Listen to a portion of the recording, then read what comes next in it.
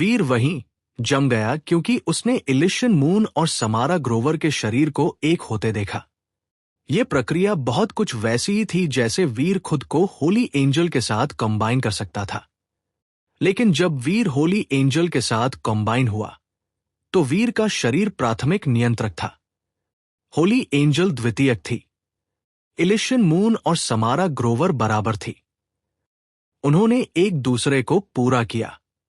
पहले जब भी वीर समारा ग्रोवर और इलिशन मून को देखता था तो उसने हमेशा सोचा था कि वे इतनी सुंदर थी कि कोई भी आदमी उनके प्यार में पड़ सकता था। यहां तक कि वीर ने खुद को बार बार उन्हें देखते हुए पकड़ा। आखिरकार हर कोई सुंदर महिलाओं की प्रशंसा करना पसंद करता था। जब समारा ग्रोवर और इलिशन मून ने खुद को पूरा किया तो वीर को अब ऐसा महसूस नहीं हो रहा था जैसे वह एक इंसान को देख रहा था। जो प्राणी उभरा उसकी सुंदरता अनर्थली, अपार्थिव थी। उसके सामने एक स्वॉर्ड फेरी खड़ी थी। वो इतनी सुंदर थी कि वह अब ऐसी नहीं लग रही थी जो इस दुनिया से संबंधित हो। काले बाल उसके पीछे एक झरने की तरह बहते थे। उसकी आंखें काले पानी के कुंडों की तरह थी। ऐसा लग रहा था कि वह एक मात्र झलक से एक व्यक्ति के दिल के नीचे तक देख सकती है। वह एक व्यक्ति में इतनी गहराई से देख सकती थी कि यह लगभग डरावना था। उसके चेहरे पर एक भी दाग नहीं था और इसका हर इंच अद्भुत था। अगर लोग उसे देखते तो वे सिर्फ उसकी उपस्थिति में होने के लिए शर्मिंदा महसूस करते। वे खुद को अयोग्य मानते। समारा ग्रोवर सुंदर थी, लेकिन उसने कभी भी अपने रूप का उपयोग अन्य लोगों पर दबाव डालने के लिए नहीं किया। हालांकि अब यह व्यक्ति अलग था।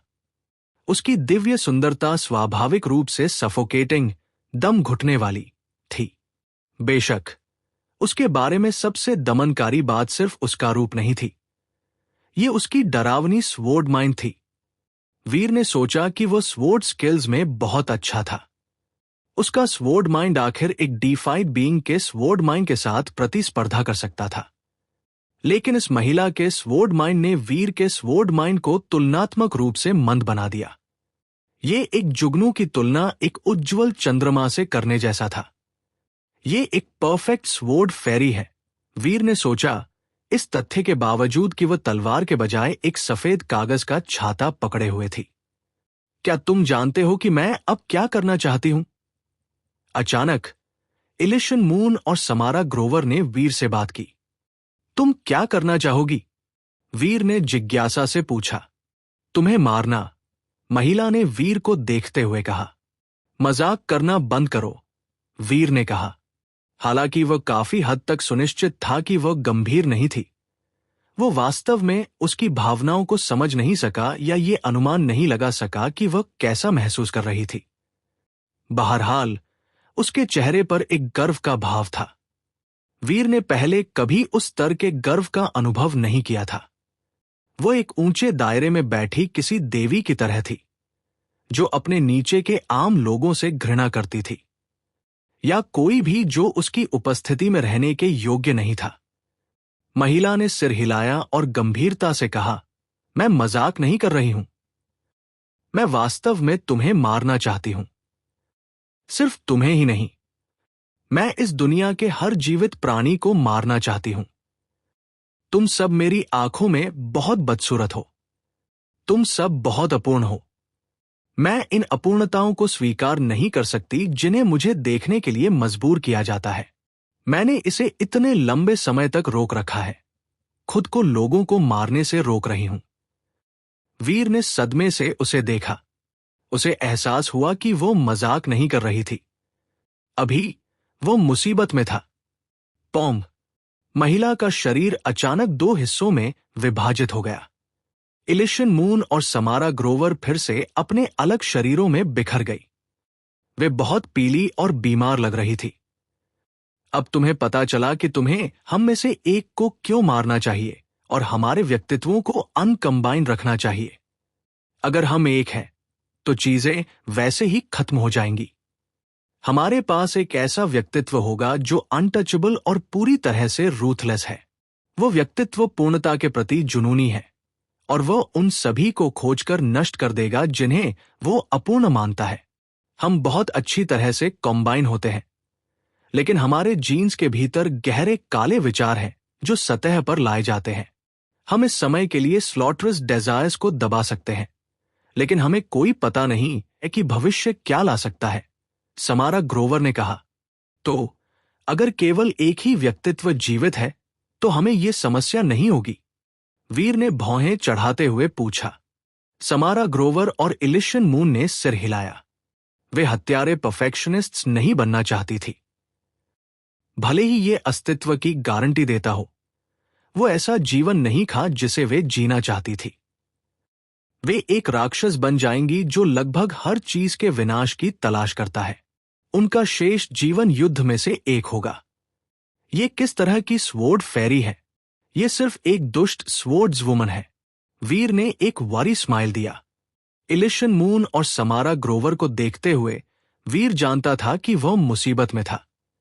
जब वे कॉम्बाइन हुई तो उनके पास सिर्फ एक अगली सीक एंड डिस्ट्रॉय हार्ट नहीं था। उनके पास एक भयानक स्तर की प्रतिभा थी जो शायद उनकी गंदी इच्छाओं को सच कर सकती थी।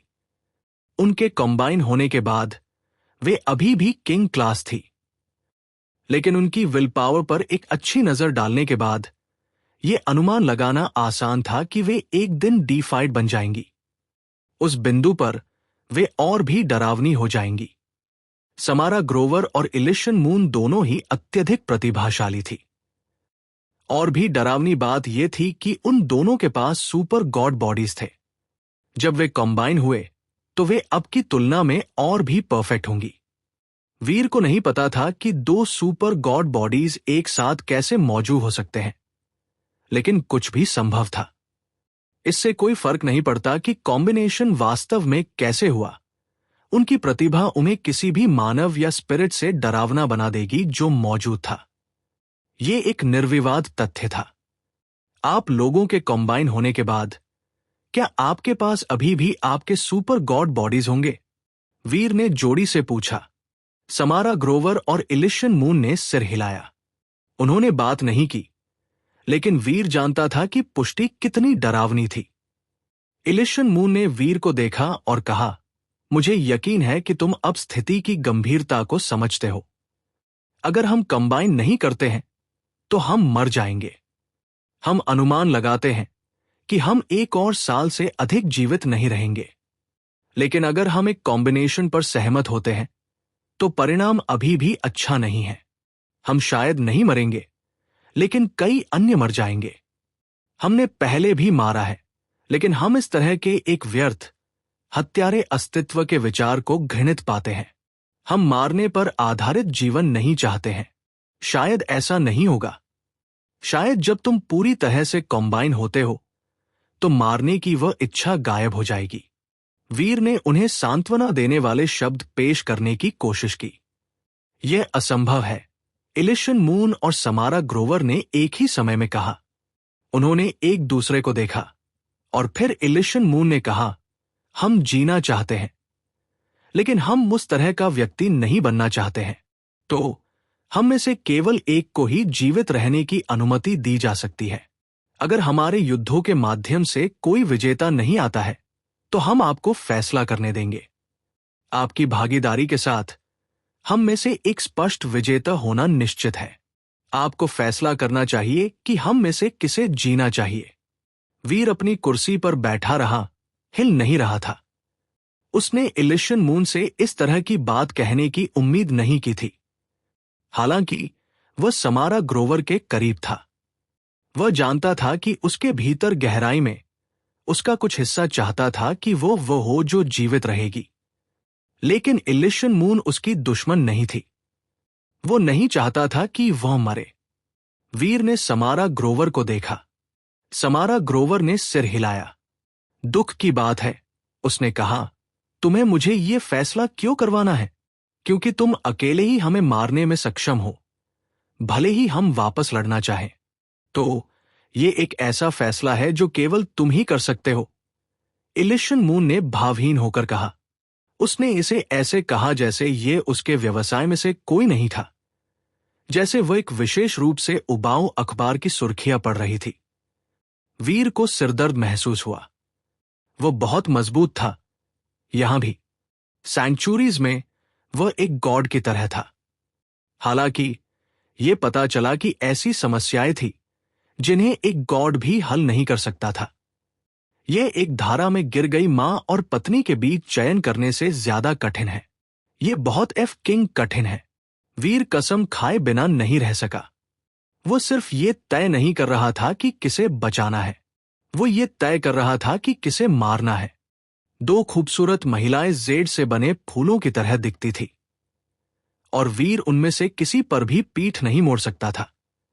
वह उनका दुश्मन नहीं था, इसलिए वह यह नहीं चुन सकता था कि किसे मरना चाहिए। लेकिन जब उसने उस अहंकारी, पूर्णतावादी, खून के प्यासे प्राणी के बारे में सोचा जिसमें वे कंबाइन होकर बन गई, तो वह जानता था कि उसे कुछ करना होगा। यह सिर्फ ब्रह्मांड की अन्य जातियां नहीं थी जो उनके क्रोध के अधीन होंगी। आखिरकार वे मनुष्यों के पीछे भी पड़ जाएंगी। हमें क्या करना चाहिए? वीर ने समारा ग्रोवर को देखा और फिर इलिशियन मून को देखा। वे एक दूसरे के समान दिखती थी, हालांकि उनकी उपस्थिति अलग थी। समारा ग्रोवर रहस्यमय थी, लेकिन उसने खुद को सभी से दूर नहीं किया। इलिशियन मून बर्फ जितनी ठंडी थी और उसे देखने से लोगों को यह महसूस होता था कि उन्हें बाहर रखा जा रहा है। हालांकि वीर उन दोनों को अलग अलग बता सकता था और वह कभी भी एक को दूसरे के लिए गलत नहीं समझेगा। जब वे दोनों कंबाइन होकर एक बन गई तो उनकी उपस्थिति पूरी तरह से अलग थी। जिस महिला को उन्होंने बनाया वह एक परी की तरह महसूस हुई। वह एक ऐसा प्राणी थी जिसे दुनिया में किसी भी चीज की परवाह नहीं थी। वो ठंडक देखकर सिहरन पैदा करने वाली थी। हम में से किसे तुम मारने के लिए चुनते हो? जब वीर चुप रहा तो इलिशियन मून ने पूछा, मैं किसी को नहीं मार रहा हूं। सच कहूं तो अगर मैं तुम्हें मारने के लिए सहमत भी होता तो मुझे नहीं लगता कि मैं खुद को ऐसा करने के लिए मजबूर कर सकता था। वीर ने सिर हिलाया। तो क्या तुम हमें एक दूसरे से मौत तक लड़ते हुए देखना पसंद करोगे या बुढ़ापे से मरते हुए? इलिशियन मून ने भावहीन होकर पूछा। इससे कोई फर्क नहीं पड़ता। मुझे लगता है कि इस गड़बड़ी से बाहर निकलने का एक रास्ता हो सकता है। ये कोशिश करने लायक है, कम से कम, वीर ने हिचकिचाते हुए कहा। तुम्हारा किस रास्ते से मतलब है? इलिशियन मून और समारा ग्रोवर ने रुचि से ऊपर देखा। एक पल के विचार के बाद वीर ने कहा, उम्र बढ़ने की समस्या आपके जीन्स में खामियों के कारण हो रही है। अगर आप इन खामियों को ठीक कर सकते हैं तो आपके लिए अपनी बर्बादी के लिए लड़ने का कोई कारण नहीं है। समारा ग्रोवर ने सिर हिलाया। अगर चीजें इतनी सरल होती तो हम पहले स्थान पर लड़ नहीं रहे होते। मेरे जीन्स इलिशियन मून के स्पिरिट स्टोन में शामिल है और इलिशियन मून के जीन्स में मेरे द्वारा बनाई गई स्वॉर्ड फेरी शामिल है। हम दोनों में एक दूसरे का एक हिस्सा है और इस वजह से हमारे अपने हिस्से गायब हैं। हम अपनी समस्याओं को ठीक करने के लिए अन्य प्राणियों के जीन्स का उपयोग नहीं कर सकते जो हमारे अपने में निहित है। मैं जानता हूं। वीर ने सिर हिलाया, आह भरी, और कहा, मेरी विधि तुम्हारे लिए किसी अन्य प्राणी के जीन्स के साथ कंबाइन करने के लिए नहीं है। मेरी विधि आपके जीन्स को ठीक कर सकती है जैसे वे हैं। तुम्हारा क्या मतलब है? अगर हम अपने जीन्स को ठीक कर सकते तो हम इस स्थिति में नहीं फंसते। इलिशियन मून ने अपना सिर एक तरफ झुकाते हुए कहा, आप दोनों में से एक हिस्सा गायब है और जो हिस्से आपके गायब हैं वे हिस्से हैं जो आपने एक दूसरे को दिए हैं। इसका मतलब है कि आप पूर्ण नहीं हैं, लेकिन आप दोनों में अभी भी एक दूसरे के लापता घटक शामिल हैं। आपको बस अंतराल को भरने की जरूरत है। मैं आप दोनों की जीन पोटेंशियल्स को सक्रिय करने की कोशिश कर सकता हूं, जो आपके अपूर्ण जीन्स को खुद को मरम्मत करने की अनुमति दे सकता है। मुझे यकीन नहीं है कि यह काम करेगा, लेकिन यह कुछ ऐसा है जिसे हमें कम से कम कोशिश करनी चाहिए। वीर जो तरीका प्रस्तावित कर रहा था उसके लिए ब्लड पुल सूत्र के एरिया की शक्ति की आवश्यकता होगी। वो अपने सेल्फ कॉगव्हील्स को इवॉल्व करने के लिए मजबूर करने के प्रयास में उन्हें धक्का देगा। ब्लड पल्स सूत्र की एरिया पावर एक धक्का से थोड़ी अधिक थी। ये काम करेगा या नहीं, ये उन जीन्स द्वारा पोषित संभावनाओं से निर्धारित होगा जिन्हें ठीक करने की आवश्यकता थी। इसलिए वीर वादा नहीं कर सकता था कि वह सफल होगा। हालांकि यह उनके लिए एक मौका था। यह कुछ ऐसा था जिसे उन्हें अधिक गंदे समाधानों का सहारा लेने से पहले कोशिश करनी पड़ी। अगर यह काम करता है तो वे दोनों जीवित रह सकते हैं। क्या तुम हमारे जीन्स की खामियों को ठीक कर सकते हो? समारा ग्रोवर और इलिशन मून की खूबसूरत आंखें वीर को घूर रही थी। मैं आपसे वादा नहीं कर सकता कि यह काम करेगा, लेकिन कोशिश करने में कोई नुकसान नहीं है, वीर ने कहा। तो इसे आजमाओ, इलिशन मून ने तुरंत कहा। हम पहले तुम पर इसका परीक्षण करेंगे। यहां आओ, वीर ने इलिशन मून को देखते हुए कहा। क्या इस प्रक्रिया में कोई जोखिम है? समारा ग्रोवर ने पूछा।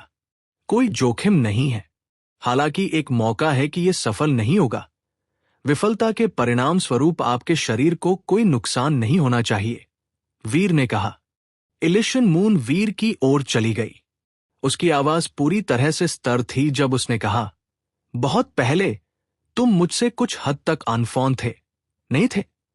ये अच्छा है कि मैं खतरे में हूं, है ना? अगर मैं मर जाती हूं तो तुम स्वतंत्र हो सकते हो। इलिशन मून यह समारा ग्रोवर से कह रही थी, वीर से नहीं। समारा ग्रोवर ने अपने होंठ हिलाए, लेकिन कोई शब्द नहीं बोला गया। चिंता मत करो, तुम्हारे साथ केवल अच्छी चीजें हो सकती हैं, अन्यथा मैं इसे कोशिश नहीं करना चाहता। वीर समझ गया कि दोनों महिलाएं क्या चाहती थी। उसने इलिशन मून को देखकर मुस्कुराया। बकवास करना बंद करो, चलो इसे शुरू करते हैं। जब मैं एक स्पिरिट थी तब भी मैं मौत से नहीं डरती थी, इलिशन मून ने वीर की आंखों से मिलते हुए कहा। वीर मुस्कुराया, अपना दाहिना हाथ उठाया और अपनी उंगलियों को इलिशन मून के माथे पर दबाया। फिर उसने ब्लड पल्स सूत्र को कास्ट करना शुरू कर दिया।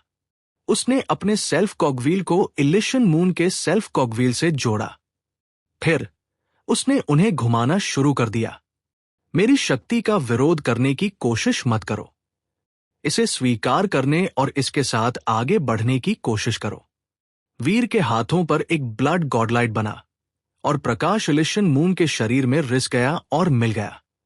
जब ब्लड लाइट उसके अंदर प्रवेश किया तो इलिशन मून की सेल्फ जीन पावर सक्रिय हो गई। धूल भरा सेल्फ कॉगव्हील थोड़ा घूमना शुरू हो गया। इलिशन मून का सेल्फ कॉगव्हील नीला था। इस पर पुराने जमाने के प्रतीक खुदे हुए थे। वीर को नहीं पता था कि उनका क्या मतलब था, लेकिन वह जानता था कि यह इलिशन मून की शक्ति का स्रोत था। जब इलिशन मून का सेल्फ कॉगव्हील तेज होने लगा तो पुराने जमाने के प्रतीक तेजी से चमके। वे एक सूरज की तरह थे। सेल्फ कॉगव्हील्स घूमने पर प्रकाश धुंधला हो गया। कॉगव्हील से नीली रोशनी उठी, इलिशन मून के मांस और कोशिकाओं को नीले रंग के अजीब शेड में रंग दिया। महिला एक नीली क्रिस्टल प्रतिमा की तरह लग रही थी। रंग काफी गोस्टली, भूतिया था और इलिशन मून अब एक व्यक्ति की तरह नहीं दिख रही थी। वो किसी तरह के फैंटोम की तरह थी, या एक चुड़ैल की क्रिस्टल प्रतिमा। और जल्द ही क्रिस्टल पिघलना शुरू हो गया। नहीं, पिघलने के बजाय ऐसा था जैसे क्रिस्टल की मूर्ति से गंदगी धोई जा रही थी, परत दर परत। ये एक फूल जैसा था जो अपनी मुरझाई हुई पंखुड़ियों को बहा रहा था। समारा ग्रोवर ने इलिशन मून और वीर को देखा। उसका चेहरा हमेशा इम्पैसिव, अविकारी रहता था, लेकिन अभी वो घबराई हुई लग रही थी। क्रिस्टलाइन इलिशन मून की नीली रोशनी फीकी पड़ने लगी। नीली रोशनी धूल में घुल गई और प्रकाश छिलने पर इलिशन मून का शरीर बदल गया। वो उससे अलग व्यक्ति बनने लगी थी जो वो पहले थी। वीर बहुत खुश था। इलिशन मून के जीन्स बदलने लगे थे। इसका मतलब था कि उसका ब्लड पल्स सूत्र काम कर रहा था, भले ही वो उन्हें पूरी तरह से ठीक करने में असमर्थ था। यह प्रक्रिया अभी भी इलिशन मून के शरीर को लाभ पहुंचाने वाली थी। लेकिन इलिशन मून लैंडो की तरह नहीं थी, जो एक शीर्ष हफ्डी फाइट था। उसे लेवलिंग अप करने के बजाय वीर की शक्ति ने बस उसके जीन्स में सुधार किया। उसकी प्रतिभा और शक्तियां बढ़ रही थी। बुज, इलिशन मून के शरीर से एक अजीब आवाज आई, जैसे एक तलवार को म्यान से बाहर निकाला जा रहा हो। उससे एक डरावनी स्वॉर्ड माइंड खुली और उसके चारों ओर की गोस्टली एयर बदल गई। अजीब नीली रोशनी और फीकी पड़ गई। इलिशन मून का वर्णन करना मुश्किल था, क्योंकि वह अब नर्क से एक भूतिया महिला की तरह दिखती थी। अभी इलिशन मून चांदनी में एक ठंडी परी की तरह दिख रही थी। वह दूर दिख रही थी, लेकिन इस तरह से नहीं कि लोगों को डराए। जब इलिशन मून का सेल्फ कॉगव्हील बदला, तो उसके शरीर के जीन्स और भी बदल गए। उसकी स्वॉर्ड माइंड मजबूत और मजबूत होती गई, धीरे धीरे उस प्राणी की ताकत के करीब चढ़ती गई जिसे उसने और समारा ग्रोवर ने कॉम्बाइन होने पर बनाया था। बुज, एक नीला छाता खुल गया। यह स्वचालित रूप से इलिशन मून के सिर के ऊपर खुल गया। छाते की स्वॉर्ड माइंड भारी हो गई। स्वॉर्ड माइंड पूरे इलिशन मून के शरीर में बढ़ रही थी, इसे और भी अधिक बदलने के लिए प्रेरित कर रही थी। समारा ग्रोवर जितनी खुश थी उतनी ही हैरान थी। भले ही उसके पास प्रोफेसर मंत्रा एरिया की शक्ति नहीं थी, जो उसे ठीक ठीक दिखा सके कि क्या हो रहा था। वो बता सकती थी कि इलिशन मून का शरीर मजबूत हो रहा था। यह और भी परफेक्ट होता जा रहा था। यह विशेष रूप से स्वॉर्ड माइंड के बारे में सच था। यह वो स्वॉर्ड फेरी पिक्चर थी जिसका उसने अभ्यास किया था, लेकिन अलग थी। इलिशन मून अब उस स्वॉर्ड फेरी की तरह थी जिसकी उसने कभी कल्पना की थी। केवल तलवार पकड़ने के बजाय उसने एक कागज का छाता पकड़ रखा था। छाता एक तलवार की तरह था।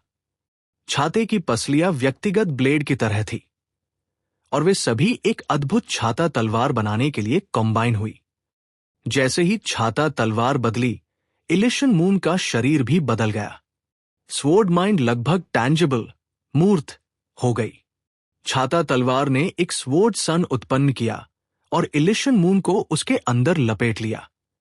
जब नीली स्वॉर्ड सन आखिरकार मंद हो गई, तो वीर और समारा ग्रोवर ने एक ठंडी नीली परी देखी। वो एक नीले छाते को पकड़े हुए खड़ी थी।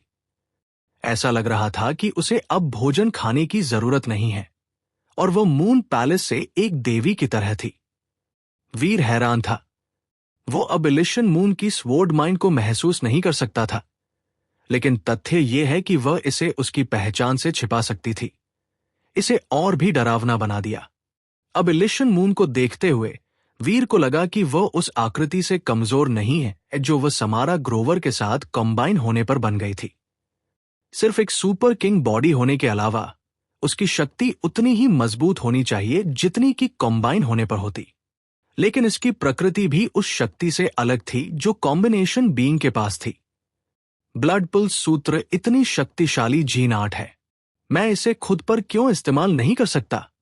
वीर ने इससे बहुत परेशान महसूस किया।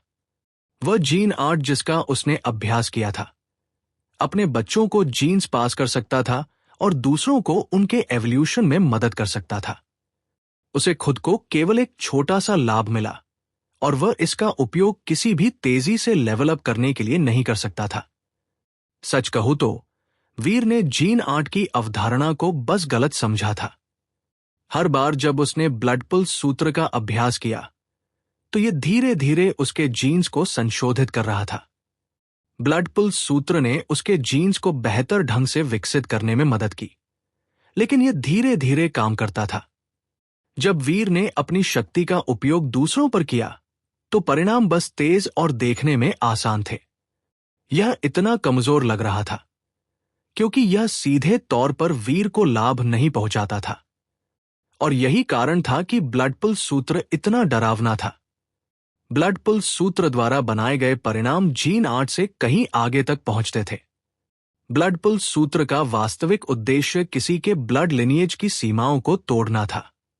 तो जीन आर्ट कौशल या तकनीकों के एक निश्चित सेट तक सीमित नहीं था, बल्कि ब्लड पल्स सूत्र में किसी के अभ्यास को एंडलेसली, अनंत रूप से विस्तारित करने की क्षमता थी। अधिकांश साधारण लोग अपने जीवन काल में ज्यादा हासिल नहीं करेंगे। वे अस्तित्व की आवश्यकताओं के लिए काम करेंगे और वे पूर्व निर्धारित सीमाओं के दायरे में रहेंगे। अधिकांश लोग आत्मसंतुष्ट थे, इसलिए उन्होंने कभी भी उन सीमाओं को पार करने या ग्लास सीलिंग को तोड़ने के लिए अपना पूरा प्रयास नहीं किया। लेकिन कुछ खास लोग ऐसे काम करेंगे जिन्हें दूसरे अविश्वसनीय मानेंगे। हालांकि उनकी सफलता की कभी गारंटी नहीं थी। लोग क्या कर सकते थे, ये अज्ञात था, क्योंकि भविष्य स्वयं अज्ञात था। ब्लड पुल्स सूत्र ने लोगों के लिए अपने पूरे जीवन में उठने के तरीके खोजे और इसने भविष्य के अज्ञात को जानने की कोशिश की। यही कारण है कि इसने कभी भी उन लोगों को सीमित नहीं किया जिन्होंने इसका अभ्यास किया। और मनुष्यों के विपरीत, जो अक्सर विफलता से हतोत्साहित होते थे, ब्लड पुल्स सूत्र ने कभी कोशिश करना बंद नहीं किया। यह हमेशा पृष्ठभूमि में मदद करने के लिए था।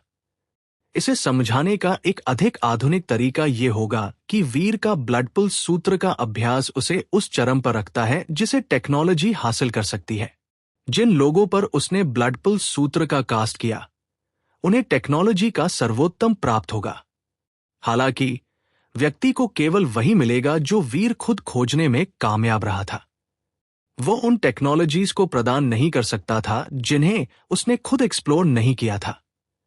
क्या ये काम कर गया? वीर ने इलिशन मून को देखा, जिसने बदलना समाप्त कर दिया था। इलिशन मून ने सिर हिलाया। मेरा शरीर मजबूत हो गया है, लेकिन मैं अभी भी उसके साथ एक संबंध महसूस कर सकती हूं। उसके साथ कंबाइन होने की आवश्यकता अभी भी है। वीर ने समारा ग्रोवर को देखा। समारा ग्रोवर ने सिर हिलाया और कहा, वो भावना अभी भी यहां है। वीर ने उन्हें सांत्वना दी। शायद ऐसा इसलिए है क्योंकि आपके जीन्स की मरम्मत होना बाकी है, इसीलिए ये भावना अभी भी है। शायद आपको अपने जीन्स के खत्म होने तक इंतजार करने की जरूरत है और फिर वो भावना चली जाएगी। समारा ग्रोवर भ्रमित थी, लेकिन उसने वीर की शक्ति का विरोध नहीं किया। इलिशन मून की तरह वो वीर के सामने चली गई और उसके ब्लड पुल्स सूत्र की शक्ति को स्वीकार कर लिया। उसका सेल्फ कॉगव्हील इलिशन मून से अलग था। समारा ग्रोवर का सेल्फ कॉगव्हील हरा था। उसके पास भी प्रतीक थे जो कॉगव्हील पर चमकने लगे थे। हालांकि वीर उन्हें सीधे इंटरप्रेट नहीं कर सकता था। उसे प्रबल भावना थी कि प्रतीकों का मतलब तलवार था। समारा ग्रोवर की एवोल्यूशन प्रोसेस इलिशन मून के समान थी। उसका शरीर लगातार बदलता रहा, मजबूत और मजबूत होता गया। उसकी स्वॉर्ड माइंड भी अधिक शक्तिशाली हो गई। जब पुरानी कांस्य तलवार दिखाई दी, तो एक मजबूत स्वॉर्ड माइंड ने उसे लपेट लिया। इसके अंदर वो बदलती रही, लेकिन उसमें होने वाले बदलाव उन लोगों से अलग थे जो इलिशन मून ने अनुभव किए थे। समारा ग्रोवर पहले से ही एक बहुत ही पवित्र महिला थी, और जब उसका शरीर बदला तो उसकी उपस्थिति भी बदल गई। वो पवित्र उपस्थिति अभी भी वहां थी, लेकिन अब उसे महसूस करना बहुत कठिन था। ये बहुत रहस्यमय था। अगर समारा ग्रोवर एक परी हुआ करती थी, तो अभी वो कोहरे में लिपटी एक देवी बन रही थी। उसकी उपस्थिति हाफ ट्रांसपेरेंट थी। इसने दूसरों को उसका असली चेहरा देखना और जिस मुखौटे के पीछे वह छिपी थी, उसे नीचे खींचना चाहा। वो इतनी सुंदर थी, और फिर भी वो इतनी धुंधली थी। वो सुंदर और रहस्यमय थी, यहां तक कि वीर ने भी, जब वो उसे घूर रहा था, खुद से सोचा, कितनी सुंदर, खतरनाक महिला। अगर यह प्राचीन काल में होता तो वह डा जी से भी बदतर देश को नष्ट कर देती।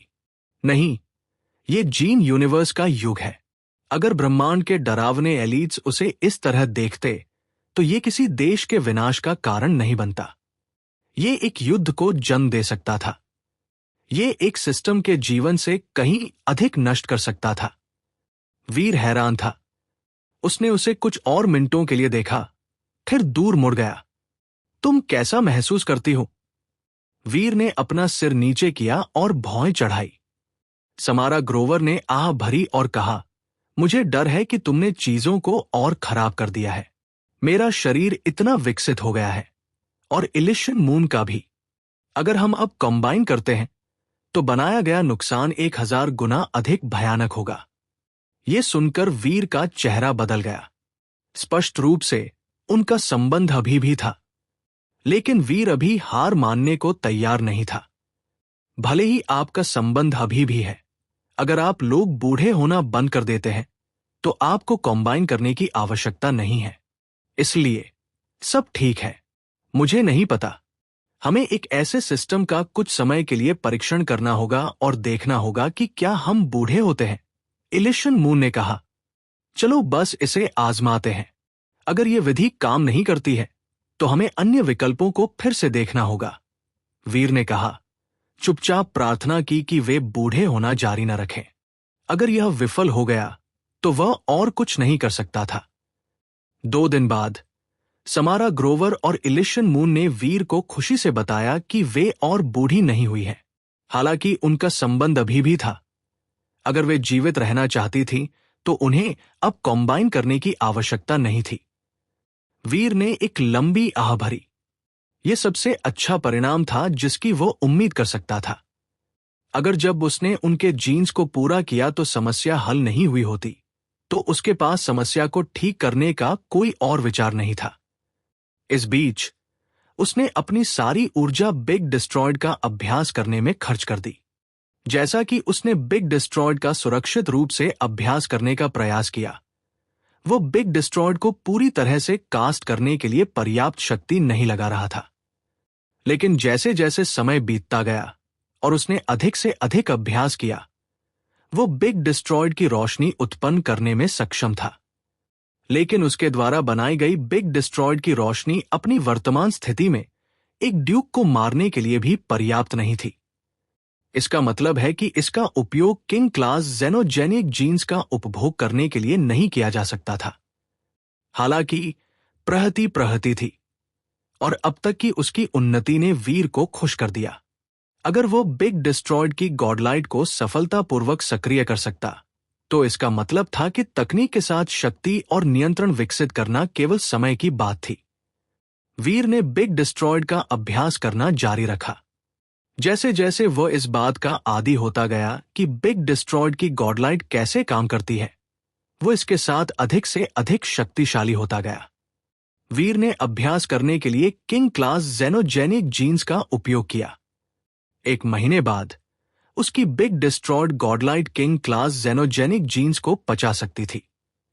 इसने उन्हें धूल के ढेर में बदल दिया जो पाउडर के एक कण से छोटा था। उसने कंज्यूम का उपयोग उन किंग क्लास जेनोजेनिक जीन्स को खाने के लिए किया जिन्हें उसने बिग डिस्ट्रॉयड के साथ पीस लिया था। जब उसने प्रक्रिया का परीक्षण किया तो वीर ने देखा कि उसकी पाचन गति बढ़ गई थी।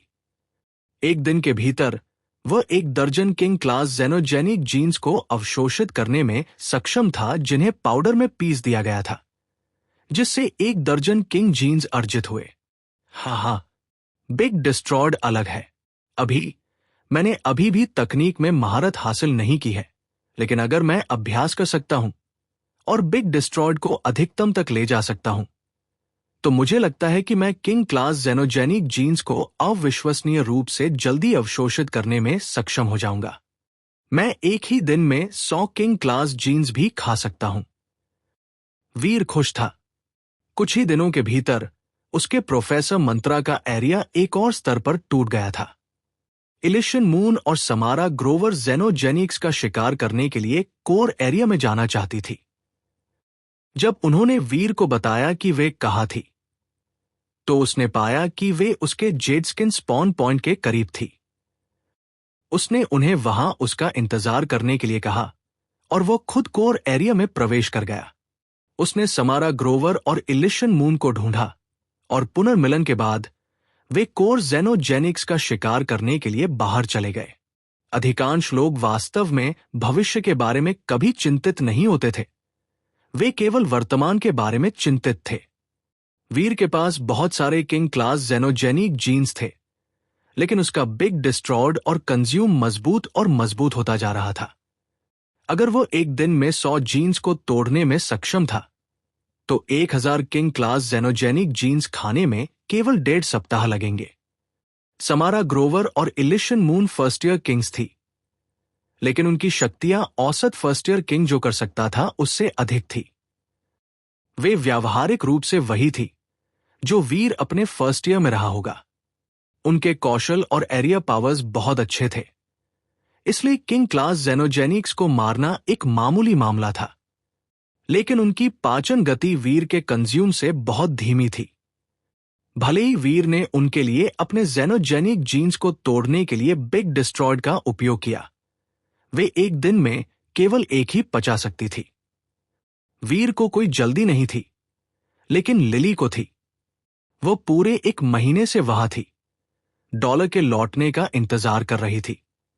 हालांकि उसकी छाया का भी कोई झिलमिलाहट नहीं दिखा। ऐसा था जैसे उसने कभी वापस आने की योजना नहीं बनाई थी। लिली के दांत खुजला रहे थे। वह सोल लिली अपने जहाज के सामने बैठी थी, दांत पीस रही थी और आकाश की ओर देख रही थी। अगर वह दिखाई देता तो शायद उसे थप्पड़ मारने की इच्छा से लड़ना पड़ता। छोटी बहन, ये बुरा है। वेरी हाई को भावहीन होना चाहिए, लेकिन तुम अभी बहुत भावुक हो। यह तुम्हारे लिए बुरा है। एक बहुत सुंदर महिला उसके जहाज पर दिखाई दी। वो लिली के पीछे खड़ी थी और उसे देख रही थी। थर्ड सिस्टर, तुम यहां क्यों हो? लिली मुड़ी तो उसे एक हरे कपड़े पहने महिला अपने पीछे खड़ी मिली। महिला सुंदर थी, लेकिन वह भावहीन थी। उसका चेहरा बर्फ जैसा था। मैंने सुना है कि तुमने अपना लक्ष्य चुन लिया है। मुझे देखने दो कि तुम्हारा सिल्कवॉर्म कैसा है, महिला ने ठंडे लहजे में कहा। अच्छा या बुरा, इससे तुम्हें कोई सरोकार नहीं है। लिली ने अपने होंठ उठाए। महिला लिली का चेहरा देखकर सिर हिलाया। तुम बहुत अधिक भावनाएं प्रदर्शित कर रही हो। वेरी हाई टैलेंट्स का तुम्हारा अभ्यास मानक के अनुरूप नहीं है। मुझे तुम्हारे विफल होने या एक खराब सिल्कवॉर्म का चयन करने का सहारा लेने के बारे में चिंता है, जो वेरी हाई की सेवा में कुछ भी नहीं कर सकता। अच्छा या बुरा, यह तुम्हारा काम नहीं है, लिली ने जोर दिया। थर्ड सिस्टर नाराज नहीं हुई। उसने ऐसा अभिनय किया जैसे उसने लिली को बिल्कुल नहीं सुना हो, और भावहीन होकर कहा, इससे कोई फर्क नहीं पड़ता कि तुम इसे स्वीकार करती हो या नहीं। मैं तुम्हारी थर्ड सिस्टर हूं। मैं तुम्हें निरंतर विफलता के इस रास्ते पर नहीं चलने दे सकती।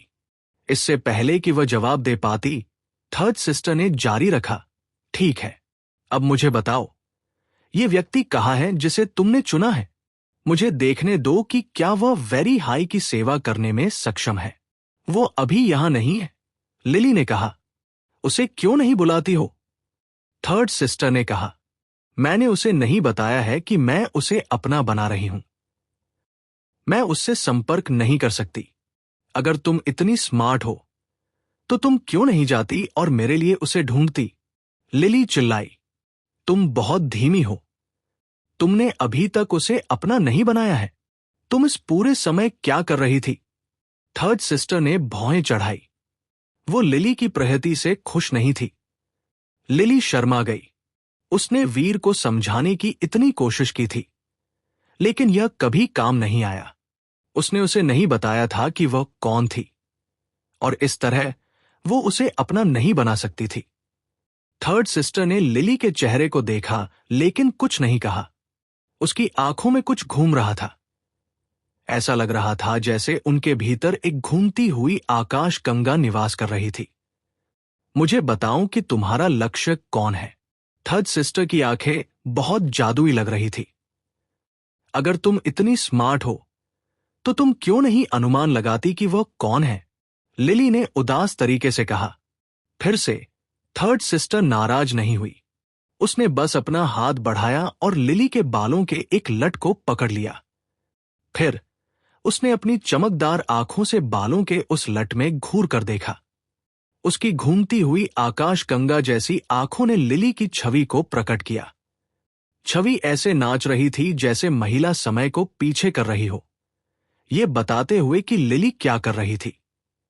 पिछले कुछ दिनों में उसने जो कुछ भी किया था वो सब महिला की आंखों के सामने चल रहा था। समय जल्दी से उस समय वापस चला गया जब उसने वीर से अलग होने का फैसला किया। वह तुम्हारा लक्ष्य है। हाँ, डॉलर। मैंने उसका नाम सुना है। ठीक है। वह जीन बीन स्क्रॉल में पहले स्थान पर आया। उसने लोन बैम्बू को हराया, थर्ड सिस्टर ने कहा। उसकी आवाज तटस्थ थी। फिर उसने देखना बंद कर दिया। उसकी आंखें सामान्य हो गई और उसके हाथ में बालों का लट धूल में बदल गया। थर्ड सिस्टर, तुमने मेरी अनुमति के बिना मेरा अतीत कैसे पढ़ा?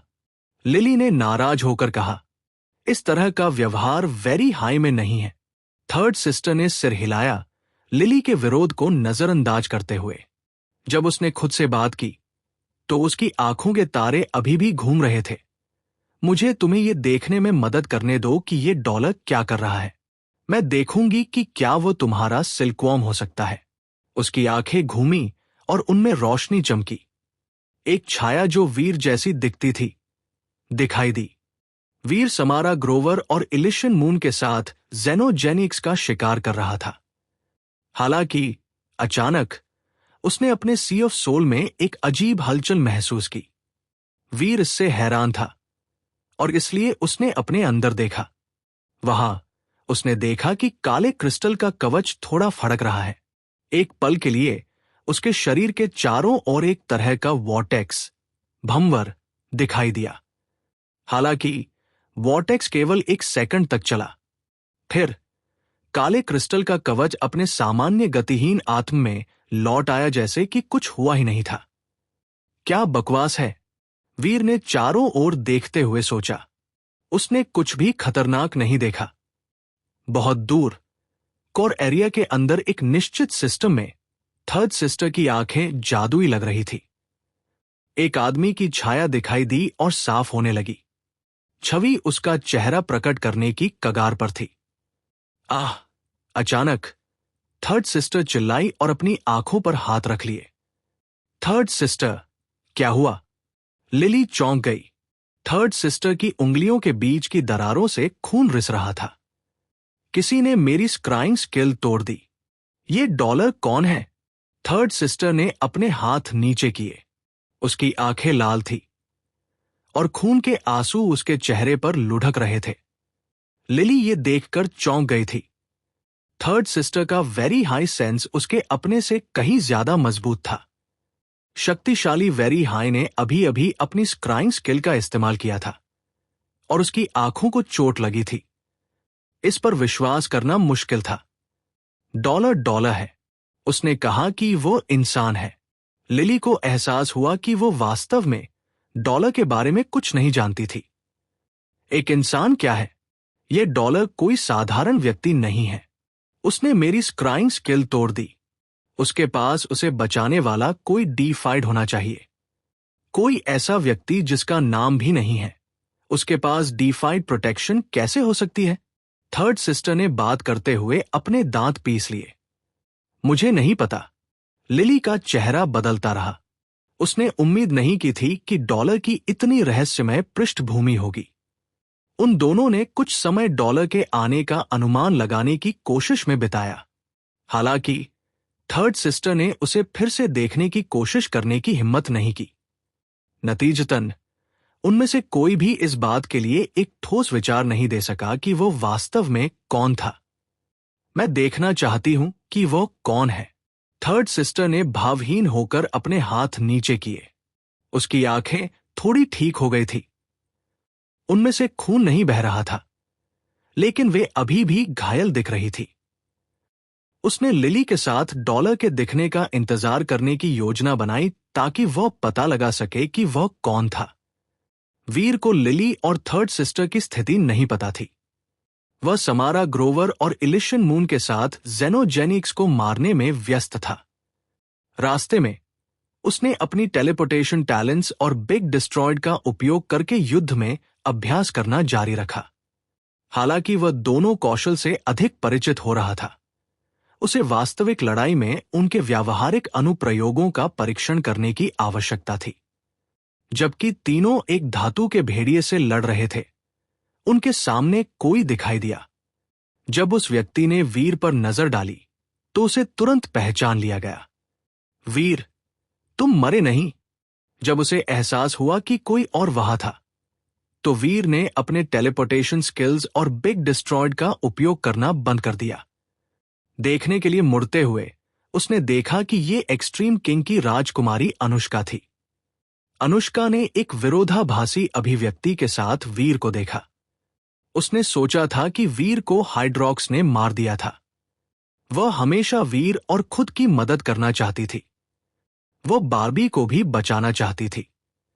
उसे पता नहीं था कि यह हाइड्रॉक्स नहीं था जिसने वीर को मारा था। यह वीर था जिसने हाइड्रॉक्स को मार डाला था। और फिर अनुष्का ने उन चीजों के बारे में सोचा जो वीर ने की थी। उसे विश्वास नहीं हो रहा था कि नकली राजकुमार ने एक एक्सट्रीम किंग की अल्फा स्टैचू का दावा किया और अपने लोगों के साथ अपने समय में इतने भयानक काम किए। उसके बारे में सबसे डरावनी बात यह थी कि वह एक्सट्रीम किंग के क्रोध से बिना क्षतिग्रस्त हुए बच गया था। और जब एक्सट्रीम किंग उसका पीछा कर रहे थे तब उसने टियांगसिया सिस्टम के माध्यम से यात्रा की थी। उसने ब्रह्मांड में इतने चौंकाने वाले काम किए थे कि इसे समझना मुश्किल था। उसने मोबिन को भी पकड़ लिया और उसे बंधक बना लिया। आखिरकार एक्सट्रीम किंग उसके लिए कुछ नहीं कर सका और सबसे ऊपर वे उसे ट्रैक नहीं कर पाए थे। हाल के दिनों में वीर ने जो कुछ भी हासिल किया था उसके बारे में सोचते हुए अनुष्का को लगा जैसे उसके अपने अनुभव कुछ भी नहीं थे। इससे कोई फर्क नहीं पड़ता कि उसकी स्थिति कितनी खराब हो गई। कम से कम वह एक्सट्रीम किंग के बीच एक वास्तविक शाही थी। उसके पास हमेशा संसाधन होंगे और कोई भी उसकी जान लेने की कोशिश करने की हिम्मत नहीं करेगा। वीर सिर्फ एक बाहरी व्यक्ति था और फिर भी वह एक्सट्रीम किंग के ऐतिहासिक इतिहास में एक बहुत प्रसिद्ध चरित्र बन गया था। वह एक वास्तविक शाही थी और फिर भी वीर की तुलना में ऐसा था जैसे वह आकाश में था और वह जमीन पर फंसी हुई थी। वो सब कुछ नहीं कर सकती थी जो वह कर सकता था। उसे विश्वास था। जब से वे आखिरी बार मिले थे अनुष्का बहुत बदल गई थी। वे परिवर्तन इसलिए हुए थे क्योंकि उसने इन सवालों पर अच्छी तरह से विचार किया था। यह सब वीर के कारण था। इसलिए अनुष्का के पास वीर का फिर से सामना करने के लिए बहुत जटिल भावनाएं थी। उसे अब वहां देखकर अनुष्का का हमला करने का कोई इरादा नहीं था। बधाई हो, तुम अब किंग क्लास तक पहुंच गई हो, वीर ने अनुष्का के सामने झुककर कहा। अनुष्का ने वीर को देखा।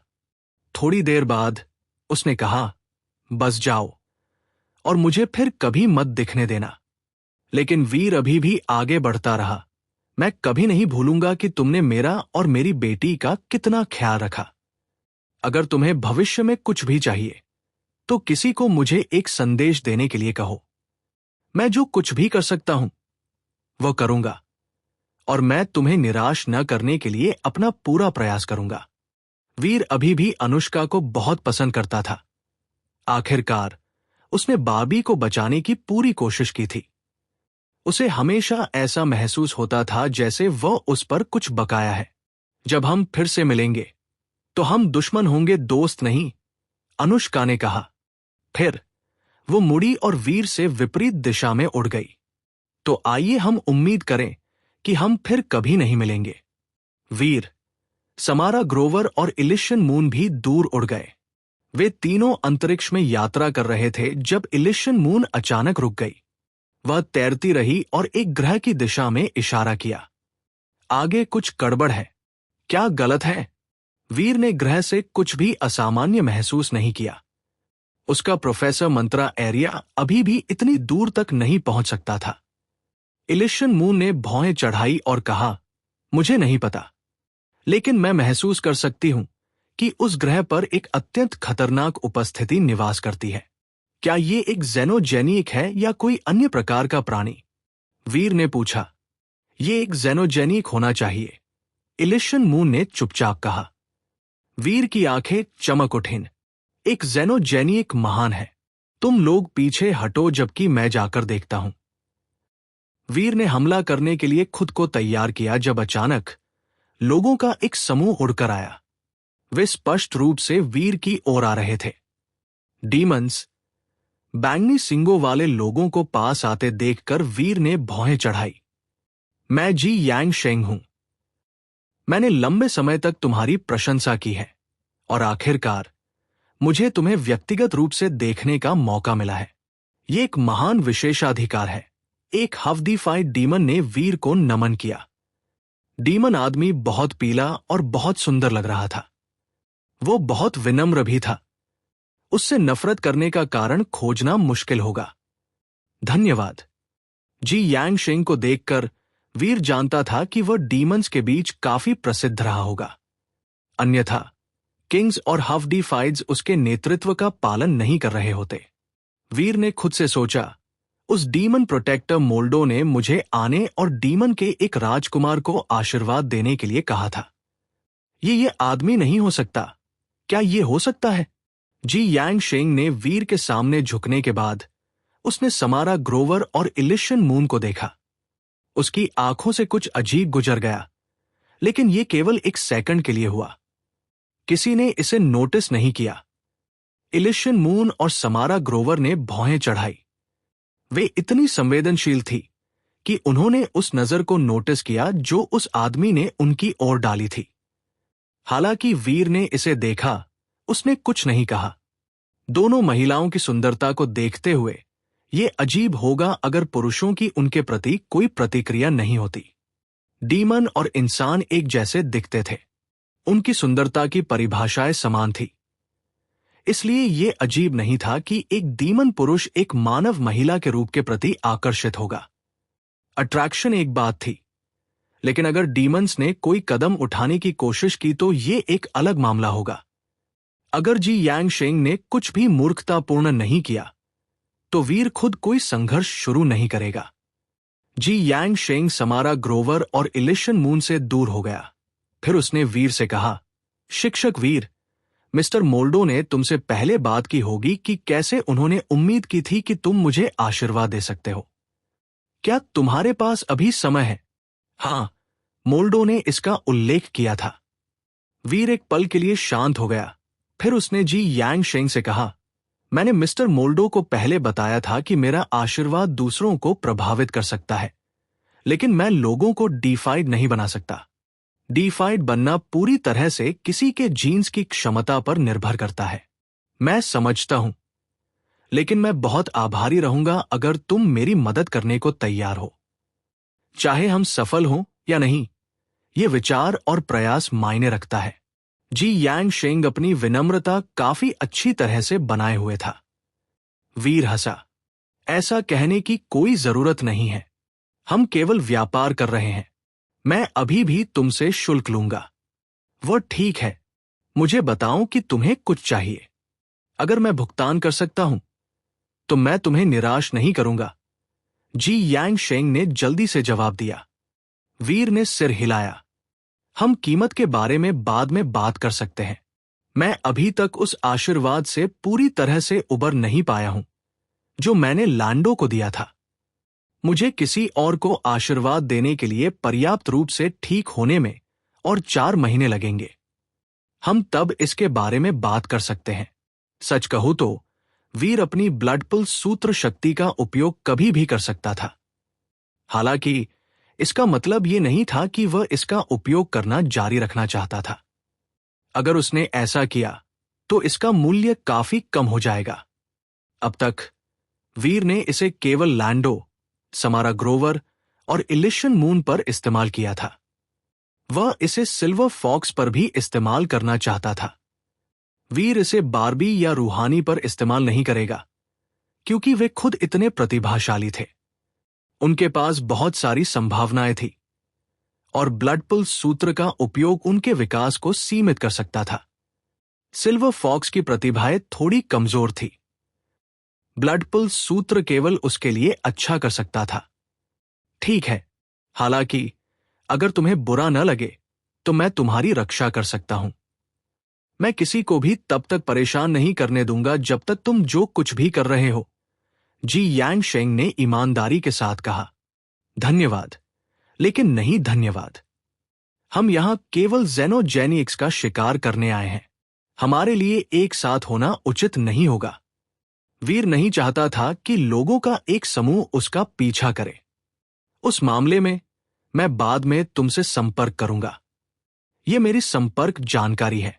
अगर तुम्हें कुछ भी चाहिए तो तुम्हें बस पूछना होगा। जी यांग शेंग ने अपने लोगों को अपने साथ ले जाने से पहले कहा। उसने ज़ेनोजेनिक्स को लूटने के बारे में कुछ नहीं कहा।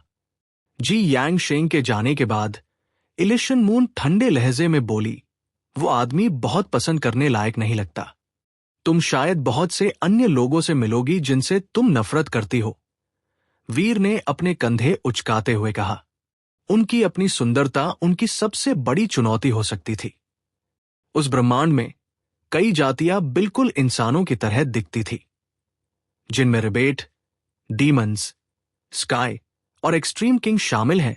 कुछ नाम बताने के लिए, उनकी सुंदरता की परिभाषा काफी समान थी और इसलिए दोनों लड़कियां निस्संदेह ऐसी जातियों के लिए काफी आकर्षक थी। हमने जो देखा है उससे हमें डॉलर से सीखना चाहिए और कवच पहनना चाहिए, समारा ग्रोवर ने वीर को देखते हुए कहा। मुझे डर है कि कवच पहनने से मदद नहीं मिलेगी। तुम्हारे शरीर काफी विशिष्ट है और भले ही दूसरे तुम्हारे चेहरे को न देख सके, तुम्हारे कर्व्स निश्चित रूप से पुरुषों को आकर्षित करेंगे। तुम्हारा रूप काफी प्रभाव डालता है। वीर हंसा। अगर हम इतने सेक्सी हैं तो तुम हमसे प्रभावित क्यों नहीं हो? इलिशन मून ने अपने होठों को एक अर्ध मुस्कान में घुमाते हुए पूछा। मैं अलग हूं। मेरे जैसे लोग इतने वफादार और निष्ठावान होते हैं। मैं सिर्फ एक अच्छा आदमी हूं, इसलिए यहां और वहां कुछ नजरों से मुझे खुशी मिलती है। मुझे डर है कि तुम ब्रह्मांड में मेरे जैसा दूसरा आदमी कभी नहीं मिलोगी। वीर ने मजाक किया। समारा ग्रोवर मुस्कुराई लेकिन कुछ नहीं कहा। इलिशन मून ने उसे तिरस्कार से देखा और उसने कहा, तुम सिर्फ एक क्रीप हो जिसके पास बॉल्स नहीं है। तुम खुद को अच्छा आदमी कहते हो। उसके बाद उसने वीर को नजरअंदाज कर दिया और अपनी उड़ान फिर से शुरू कर दी। उसे क्या हुआ? मैं कब से क्रीप बन गया? वीर ने समारा ग्रोवर को देखा। समारा ग्रोवर हंसी और उसकी ओर एक भौं उठाई। एक और शब्द न बोलते हुए वो इलिशन मून के पीछे उड़ गई। अरे, तुम दोनों को क्या हुआ है? वीर बहुत उदास था। हालांकि समारा ग्रोवर ने कुछ नहीं कहा, उसे ऐसा महसूस हुआ जैसे उसे धमकाया गया हो। जी यांग शेंग और उसके डीमन एलाइज दूर नहीं गए। जब वीर और अन्य चले गए तो जी यांग शेंग ने अपने दल में एक किंग से बात की और कहा, तुम घर जाओ और मेरे लिए मेरी डीमन डॉल ले आओ।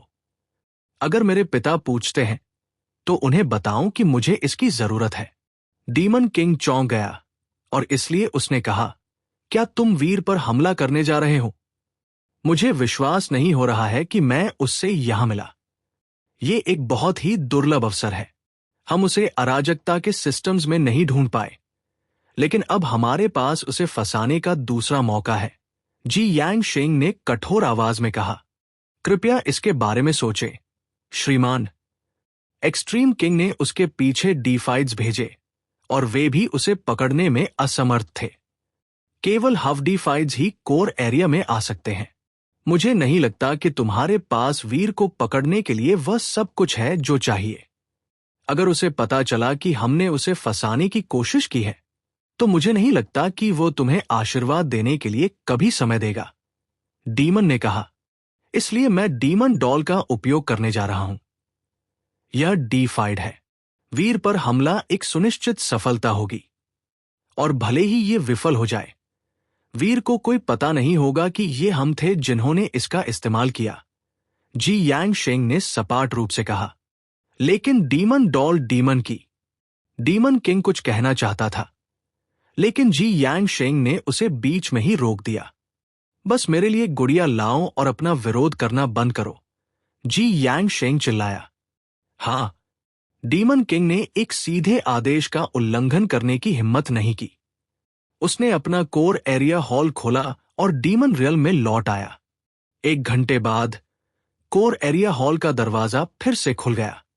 डीमन लौट आया था, लेकिन उसके साथ कोई और भी था।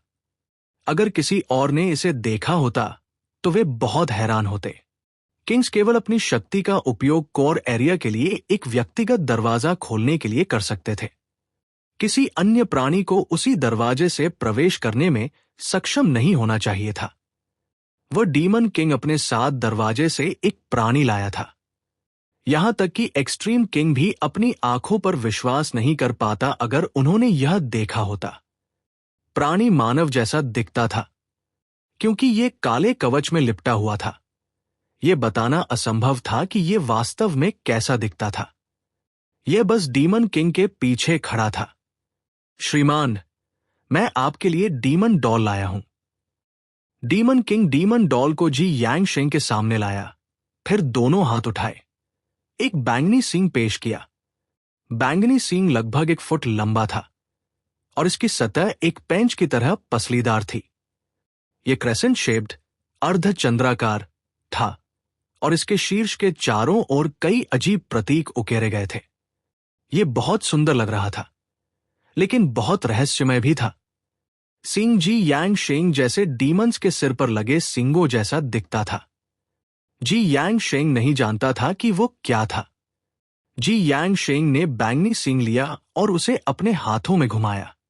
फिर उसने डीमन डॉल से बात की, मेरे आदेशों को सुनो और जाओ। जी यांग शेंग की आंखें बैंगनी रंग से चमकी। एक बैंगनी आभा उसके हाथों से उठी, फिर बैंगनी सींग में चली गई। वो अजीब और सुंदर बैंगनी सींग चमक उठा। उस पर अजीब प्रतीक एक राक्षसी धुआं छोड़ना शुरू कर दिया। डीमन डॉल बैंगनी रंग से चमकी। यह एक जलती हुई गति से वीर की दिशा में तेजी से निकल गई। श्रीमान, आपको सावधान रहना चाहिए। हम किसी भी अन्य जाति को डीमन डॉल पर कब्जा करने की अनुमति नहीं दे सकते। डीमन किंग बोलते समय चिंतित लग रहा था। चिंता मत करो। डीमन डॉल की शक्ति के साथ भले ही मैं वीर को न पकड़ सकूं, कोर एरिया में और क्या इसे धमकी दे सकता है? जी यांग शेंग परेशान लग रहा था। डीमन किंग ने सिर हिलाया और पीछे हट गया। उसके बाद उसने और कुछ नहीं कहा।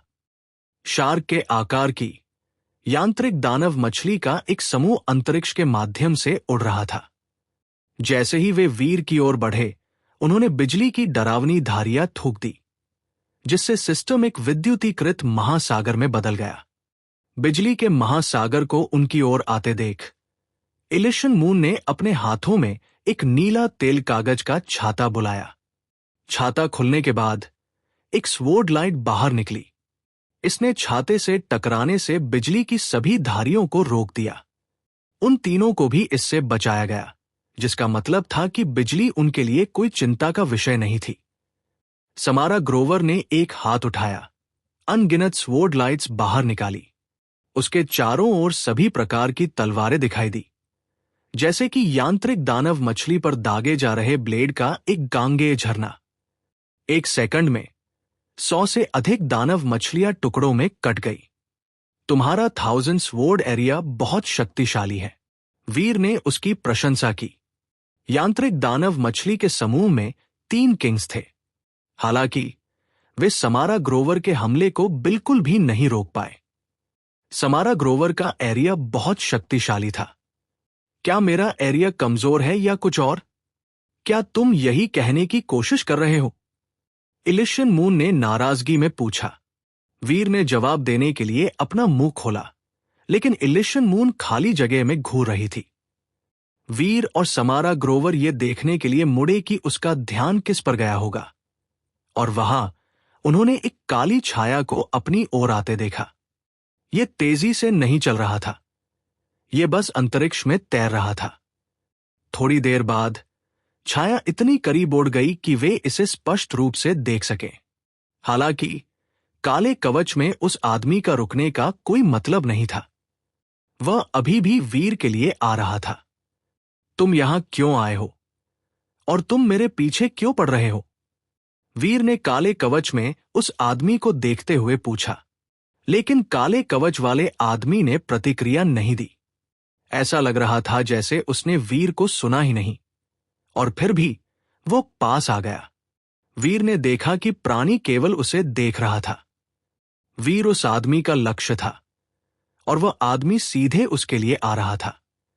काले कवच को उनके दायरे में प्रवेश करते देख वीर ने फिर से बात की, तुम्हें वहीं रुक जाना चाहिए। कवचधारी आदमी ने ऐसा व्यवहार किया जैसे उसने कुछ नहीं सुना हो।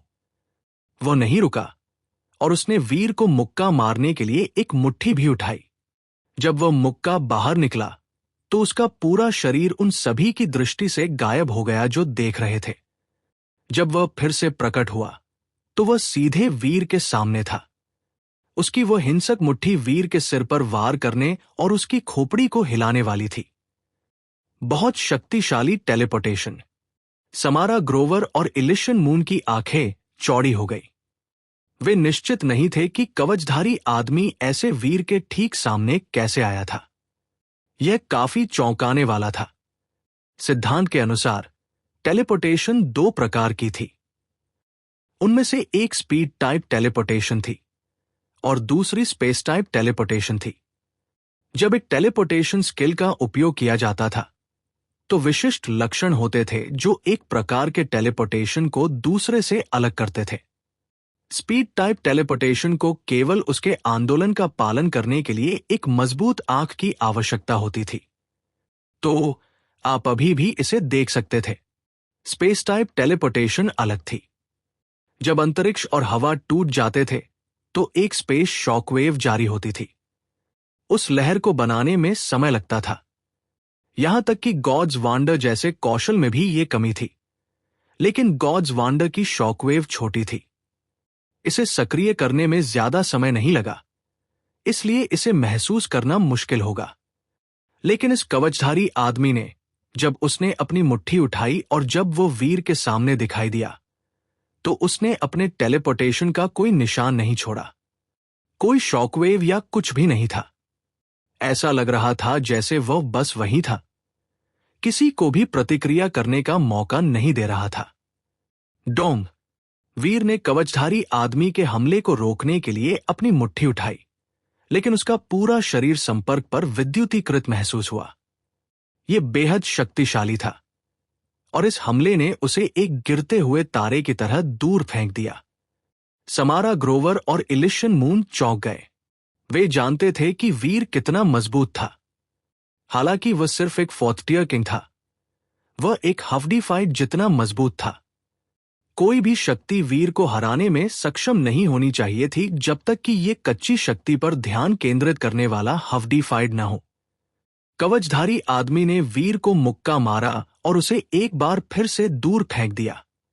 कवचधारी आदमी ने जिस शक्ति का इस्तेमाल किया वह सबसे महान में से एक होना चाहिए जो कोई भी हफ्डी फाइट इस्तेमाल कर सकता था। यह पागलपन था। बिना किसी हिचकिचाहट के समारा ग्रोवर ने अपनी तलवार निकाली। जैसे ही पुरानी तलवार कवचधारी आदमी पर वार करने के लिए चली, कांस्य ब्लेड के पीछे एक रहस्यमय निशान दिखाई दिया। जब उसने पुरानी कांस्य तलवार का इस्तेमाल किया तो 8 दिशाओं में अनगिनत तलवार की छायाएं निकली।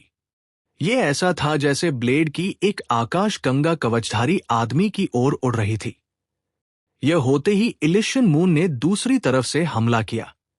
उसने अपना नीला तेल कागज का छाता बंद कर दिया और कवचधारी आदमी के दिल पर वार करने के लिए उसे तलवार के रूप में इस्तेमाल किया। स्वॉर्ड लाइट एक डरावनी चमक बन गई जो एक ग्रह को तोड़ सकती थी। उन दोनों ने कवचधारी आदमी के सभी निकासों को अवरुद्ध कर दिया, लेकिन कवचधारी आदमी ने उनके हमलों को नजरअंदाज कर दिया। वो वीर के पीछे उड़ गया, जाते ही मुक्का मारता रहा। समारा ग्रोवर और इलिशन मून इससे क्रोधित हो गए।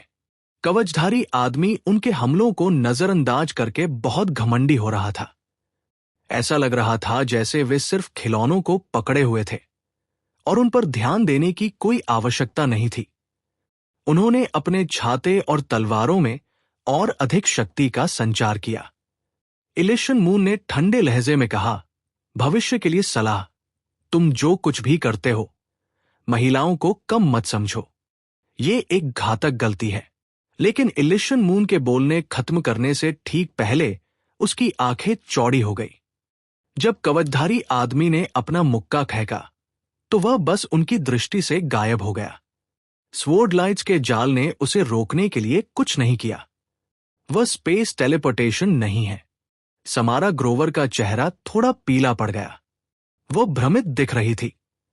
उसने अपने चारों ओर अंतरिक्ष में कोई विकृति नहीं देखी थी। उसे नहीं पता था कि कवचधारी आदमी उनकी दृष्टि से बचने में कैसे कामयाब रहा। कवचधारी आदमी समारा ग्रोवर और इलिशन मून की दृष्टि से गायब हो गया। फिर वो वीर के सामने फिर से प्रकट हुआ। उसकी वार करने वाली मुट्ठी वीर के पेट के पास पहुंची। जैसे ही कवचधारी आदमी की मुट्ठी वीर से टकराने वाली थी, वीर का शरीर अचानक गायब हो गया। वह कहीं और फिर से प्रकट हुआ। उसका तेज भागना उन टेलीपोर्टेशन एबिलिटीज का उत्पाद था जिनका वह अभ्यास कर रहा था। एक पल की भी देरी किए बिना कवचधारी आदमी ने एक और मुक्का मारा और इसके साथ उसका शरीर पिछली बार की तरह गायब हो गया। वो वीर के सामने दिखाई दिया। कवचधारी आदमी की आती हुई मुट्ठी से बचने के लिए वीर का शरीर फिर से पलक झपकते ही दूर हो गया। वे दोनों अंतरिक्ष के विस्तार में तेजी से चमकते रहे, इतनी तेजी से आगे बढ़ रहे थे कि साधारण आंखें उनका अनुसरण नहीं कर सकती थी। ऐसा था जैसे वे एक बिंदु पर आकाश में हो सकते हैं और अगले में जमीन पर। समारा ग्रोवर और इलिशन मून वीर की मदद के लिए आगे बढ़े, लेकिन उसने उनसे कहा, दूर रहो। तुम लोग उसके हमलों से नहीं बच सकते। अपनी रक्षा के लिए अपनी शक्ति का उपयोग करो और अपनी कोई भी कमजोरी उजागर मत करो। उसे सुनकर समारा ग्रोवर और इलिशन मून अपनी जगह पर रुक गई। उन्होंने वीर और काले कवच में आदमी को लड़ते हुए देखा। इलिशन मून ने अपने हाथों में कागज का छाता खोला। छाते की सतह से एक स्वॉर्ड लाइट चमकी, फिर उन दोनों को घेरने के लिए फैल गई। जैसा कि वीर चाहता था, इसने कोई कमजोरी उजागर नहीं की। कवच में वो आदमी टेलीपोर्टेशन एबिलिटीज का उपयोग नहीं कर रहा है, समारा ग्रोवर ने निश्चित रूप से कहा, जैसा कि उसने अपने सामने युद्ध के मैदान का अवलोकन किया। इलिशन मून ने गंभीरता से सिर हिलाया। यह टेलीपोर्टेशन नहीं है, ये अधिक है, ये अधिक है। God Slayer Luo. Samara Grover ने वह पूरा किया जो इलिशन मून कहने में झिझक रही थी। वह बूढ़ा आदमी एक अकेला योद्धा था जिसने कभी मानवता के लिए सैंक्चुरीज में एक फुटहोल्ड प्राप्त किया था। जब उसकी शक्ति अधिकतम तक पहुंची तो उसने जो उपस्थिति छोड़ी वो ठीक वैसी ही थी जैसा उन्होंने कवचधारी आदमी से महसूस किया।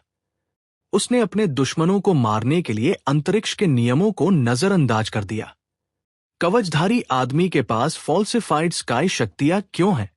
नहीं, रुको, वह स्काई डीमन शक्ति है। कवचधारी आदमी एक डीमन है। समारा ग्रोवर ने जोर से सोचा। वीर जानता था कि कवचधारी आदमी स्काई डीमन शक्तियों का उपयोग कर रहा था। वह स्पष्ट रूप से स्पेस बेस्ड टेलीपोर्टेशन टैलेंट का उपयोग नहीं कर रहा था। बहुत कम शक्तियां स्काई डीमन शक्तियों को पीछे हटा सकती थी।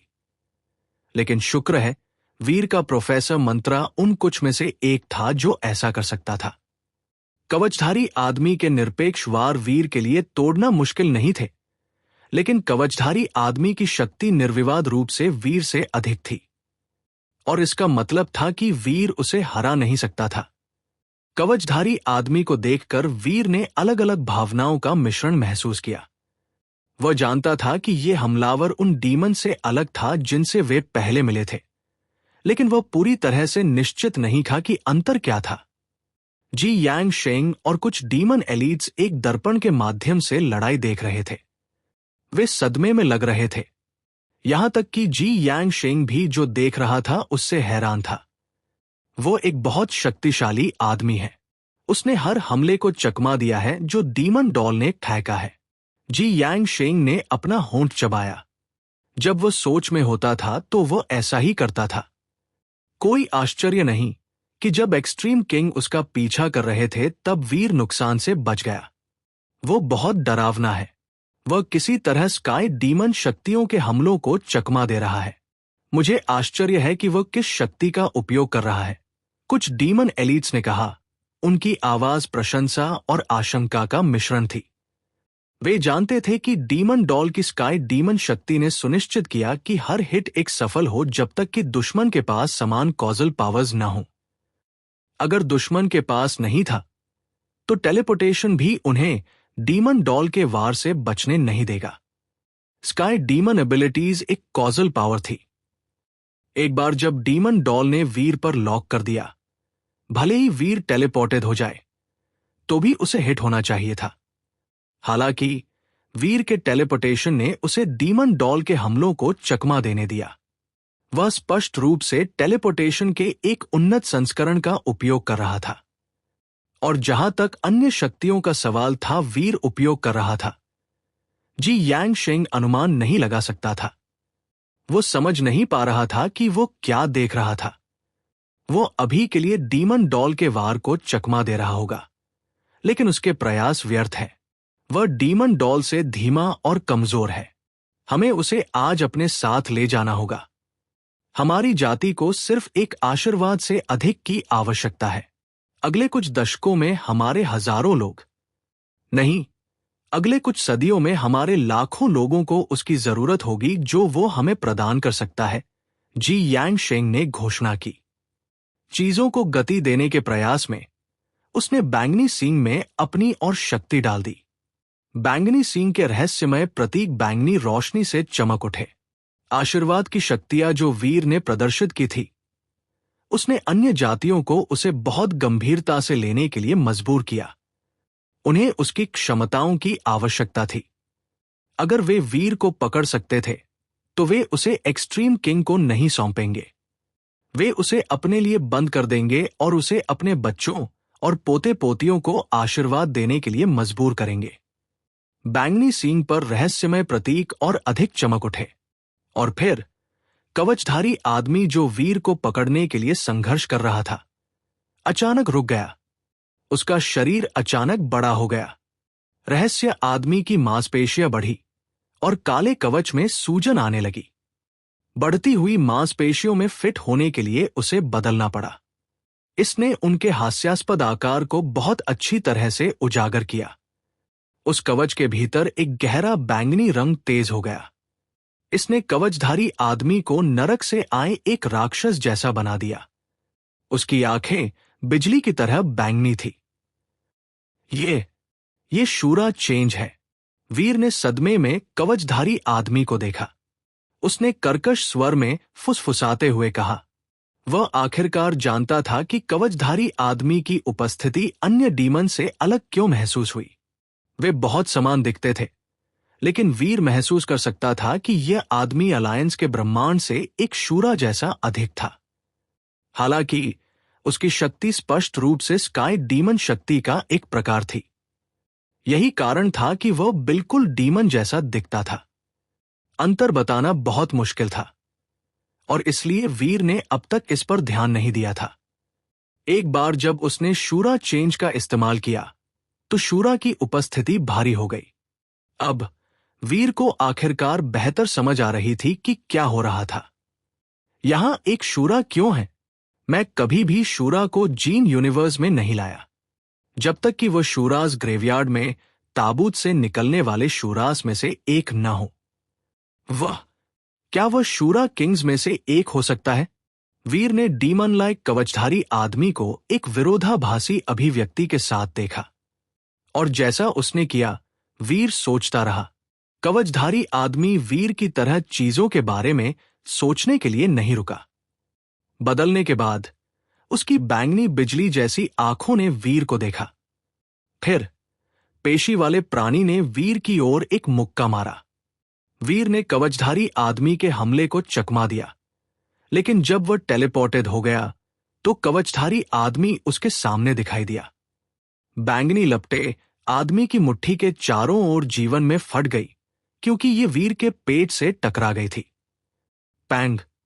जब वह मुट्ठी जुड़ी तो वीर का शरीर एक उग्र आग के गोले की तरह दूर चला गया। वो पास के एक एस्टेरॉयड में उड़ गया। वो उसके माध्यम से और कई औरों के माध्यम से चला गया, अंतरिक्ष के माध्यम से एक रेखा को तोड़ता हुआ। इससे पहले कि वीर रुक पाता, कवचधारी आदमी उसके सामने दिखाई दिया और उसे फिर से मुक्का मारा। एक बार फिर उसे दूर फेंक दिया गया। ब्लर। वीर ने कुछ खून थूका। वह गिरता रहा और वह टेलीपोर्ट भी नहीं हो सका। वीर अभी भी गिर रहा था जब कवचधारी आदमी के हाथ बाहर निकले और उसके सिर के चारों ओर लपेट गए, उसे कसकर पकड़ लिया। बैंगनी हवा हाथों से धाराओं में उठी जो जहरीले सांपों की तरह बहती थी, और वे वीर के शरीर में ड्रिल हो गई। बैंगनी हवा ने उसे बांध दिया, उसे हिलने से रोक दिया। जब उन्होंने कवचधारी आदमी को वीर को पकड़ते हुए देखा तो इलिशन मून और समारा ग्रोवर सदमे में थे। समारा ग्रोवर का दिल उसके गले में आ गया। उसने अपने हाथ उठाए और उसके चारों ओर हजारों पुरानी तलवारें दिखाई दी। वे कवचधारी आदमी पर वार करने के लिए ऊपर उड़ गई। चमकते ब्लेड एक झरने की तरह बरस रहे थे। उन ब्लेड के तूफान का सामना करने के बाद एक ग्रह भी छेदों से भर जाएगा, लेकिन कवचधारी आदमी एक हाथ से वीर को पकड़ने और दूसरे हाथ का उपयोग करके उसके चारों ओर तलवार की धारा से मुक्का मारने में सक्षम था। उस मुक्के की शक्ति वापस समारा ग्रोवर तक उड़ गई, लेकिन इसे इलिशन मून की छाता ढाल के अचानक प्रकट होने से रोक दिया गया। पैंग। उस मुक्के ने स्वॉर्ड लाइट को तोड़ दिया जो उसके छाते ने बनाया था। कवचधारी आदमी ने अपनी मुट्ठी में फिर से ताकत इकट्ठा की। एक बार फिर समारा ग्रोवर पर हमला करने की तैयारी कर रहा था। रुको, तुम्हारी हिम्मत कैसे हुई इन दोनों लड़कियों के साथ इतना असभ्य होने की? वापस जाओ। जी यांग शेंग चिल्लाया। वो एक रोबोटिक दानव भेड़िए की सवारी करते हुए ठीक समय पर आ गया था। कवचधारी आदमी ने अपनी मुट्ठी नीचे की और पीछे हट गया।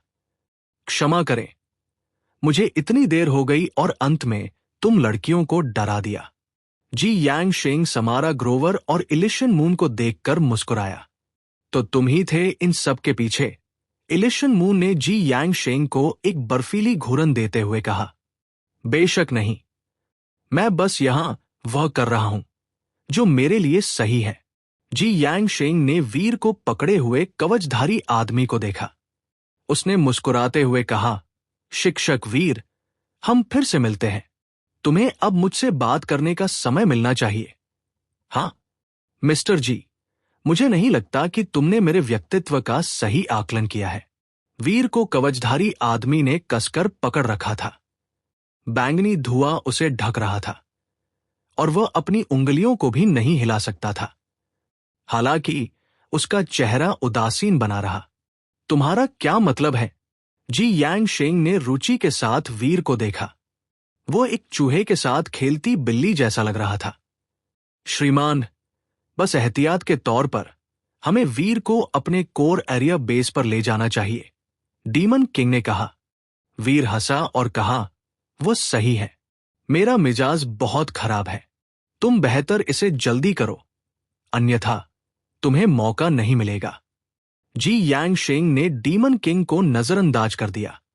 उसके चेहरे पर एक ऐसी अभिव्यक्ति आ गई जो एक मुस्कान जैसी लग रही थी, लेकिन यह बहुत दांतेदार और जंगली थी जो सुखद नहीं थी। उसने कहा, ओह वीर, तुम काफी शक्तिशाली हो।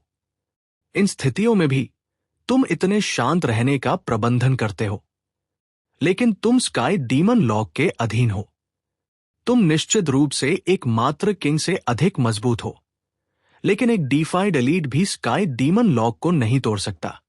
उसके बाद जी यांग शेंग वीर को नजरअंदाज करते हुए दूर हो गया। उसने अपना ध्यान समारा ग्रोवर और इलिशन मून की ओर लगाया। ये दोनों लड़कियां मेरे परिवार की विशेषाधिकार प्राप्त अतिथि हो सकती हैं। कृपया चिंता न करें, तुम दोनों वीआईपीज हो। डीमन कभी भी तुम दोनों को नुकसान पहुंचाने के बारे में नहीं सोचेगा। हम तुम्हारे साथ बहुत अच्छा व्यवहार करेंगे। समारा ग्रोवर और इलिशन मून जवाब दे पाते, वीर हंसा। मैं सोच रहा था कि तुम मेरे साथ ऐसा क्यों कर रहे थे। ऐसा इसलिए है क्योंकि तुम उन दोनों को चाहते हो। अगर तुमने मुझे पहले बताया होता तो मैं उन्हें तुम्हें दे देता। इतनी परेशानी क्यों उठाना? चुप रहो। मैंने सोचा था कि तुम काफी चरित्रवान हो, लेकिन मुझे विश्वास नहीं हो रहा है कि तुम इतने अश्लील हो। तुम जीवित रहने के हताश प्रयास के रूप में ऐसी बात कैसे कह सकते हो? जी यांग शेंग वीर पर चिल्लाया। वीर ने आह भरी। मैं बस तुम्हें सच बता रहा हूं। वे बहुत सुंदर है, लेकिन वे वास्तव में अतृप्त राक्षस है। वे तुम्हारी हड्डी तक मांस खा जाएंगी। मैंने उनका पीछा करते हुए बहुत दुख झेला है। अगर तुम उन्हें मुझसे दूर ले जाते हो तो मैं बहुत खुश होऊंगा। मैं तुम्हारे सम्मान में एक वेदी बनाऊंगा और मैं हर रात तुम्हारी प्रशंसा करूंगा। मैं तुम्हारे साथ एक उद्धारकर्ता जैसा व्यवहार करूंगा। वीर ने कहा। तुम जो भी कहो, तुम इससे बच नहीं सकते। जी यांग शेंग जानता था कि वीर क्या कहने की कोशिश कर रहा था। इससे उसे ठंडी हंसी आई। वीर ने सिर हिलाया और आह भरी। मिस्टर जी, तुम काफी घमंडी हो रहे हो, लेकिन हम इस स्थिति में केवल किसी और के काम के कारण हैं। अगर कवच में उस डरावने आदमी के लिए नहीं होता तो तुम मुझे हराने में असमर्थ होते। तुम्हारे पास घमंडी होने के लिए कुछ नहीं है। ये वहां उस आदमी को घमंडी होना चाहिए। जी यांग शेंग मुस्कुराया और कहा, वो मेरी डीमन डॉल है। वो तभी चलता है जब मैं चलता हूं। अगर तुम मेरी डीमन डॉल को नहीं हरा सकते तो तुम मुझसे लड़ने के योग्य नहीं हो। Demon doll? वो एक वास्तविक डीमन नहीं है। वीर ने हैरान होने का नाटक किया। श्रीमान, अब बेस पर वापस चलते हैं। पहले के डीमन किंग ने वीर और जी यांग शेंग की बातचीत को रोक दिया। वह राजकुमार को डीमन डॉल के बारे में विवरण लीक नहीं करना चाहता था। जी यांग शेंग बेवकूफ नहीं था। वो जानता था कि क्या हो रहा है। वो हंसा और कहा, वीर, हमारा समय बर्बाद करना बंद करो। मैं तुम्हें मारूंगा नहीं। अगर तुम डीमन के साथ अपने समय के दौरान अच्छा व्यवहार करते हो तो हम तुम्हारे साथ अच्छा व्यवहार करेंगे। इसका क्या मतलब है?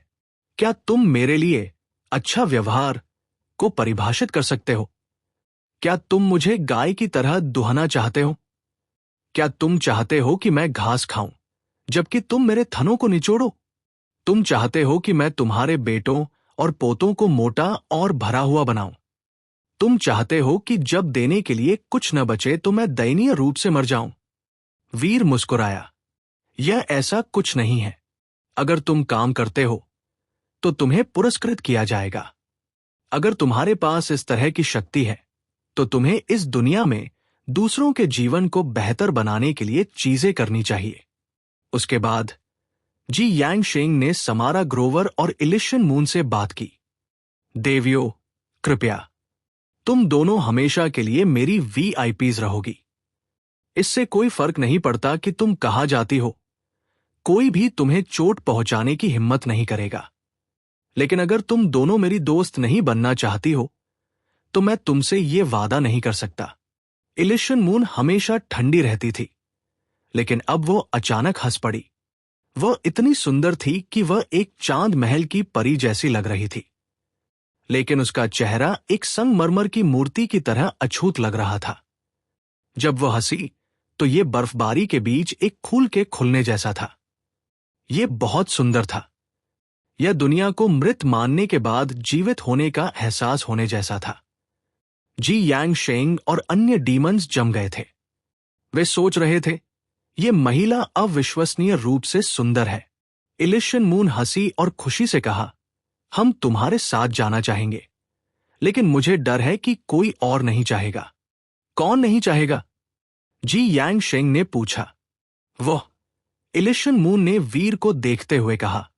जी यांग शेंग अंधेरे में हंसा। मिस्टर हाक खतरे में है। भले ही वह नहीं चाहता कि तुम हमारे साथ आओ, लेकिन इस मामले में उसका कोई कहना नहीं है। यहां तक कि उसके साथ क्या होता है, इस पर भी उसका कोई कहना नहीं है। वो हमारे साथ आ रहा होगा, इसलिए हम सब भी एक साथ जा सकते हैं। तो क्या हुआ अगर वह नहीं चाहता है? इलिशन मून ने सिर हिलाया। ऐसा लगता है कि तुम उसे बिल्कुल नहीं समझते हो। क्या मुझे उसे समझने की जरूरत है? जी यांग शेन ने घमंडी होकर कहा।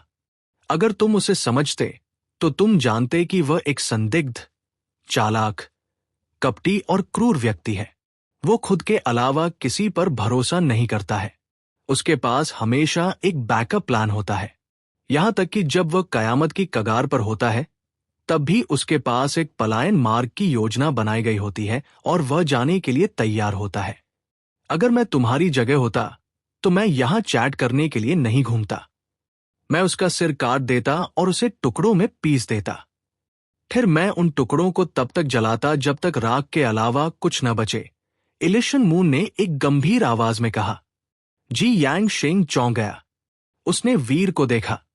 आदमी का शरीर अभी भी जहरीली सांप जैसी बैंगनी हवा में लिपटा हुआ था और यह दृश्य जी यांग शेंग को फिर से शांत और मुस्कुराने लगा। तुम बहुत सोचते हो। वह स्काई डीमन लॉक के अधीन है। एक डिफाइड एलीट भी इससे नहीं बच सकता। इससे कोई फर्क नहीं पड़ता कि वह कितना बुरा है। इस जाल से बाहर निकलना असंभव है। सच में? वीर की आवाज ने पूछा। कब? इससे पहले कि जी यांग शेंग फिर से बोल पाता, उसका चेहरा पीला पड़ गया। बैंगनी कोहरा अभी भी वीर को घेरे हुए था, लेकिन उसका शरीर एक इंद्रधनुष जैसा दिख रहा था। स्काई डीमन लॉक उस रोशनी में पिघल रहा था। भूरे सफेद पंख दिखाई दिए, वीर के शरीर को ढकते हुए। उसके चेहरे पर एक इंद्रधनुषी मोर, रेनबो पीकॉक की छवि दिखाई दी और इसने एक डरावनी इंद्रधनुषी रोशनी जारी की। उस इंद्रधनुषी रोशनी ने स्काई डीमन लॉक के बैंगनी धुएं को तेजी से पिघला दिया। कुछ ही सेकंड में वीर को रोके रखने वाली शक्ति गायब हो गई थी। जी यांग शेंग और अन्य डीमंस ये देखकर चौंक गए। उनका स्काई डीमन लॉक, जो एक डिफाइड बीइंग को सुरक्षित रूप से फंसा सकता था, अभी आसानी से पिघल गया था।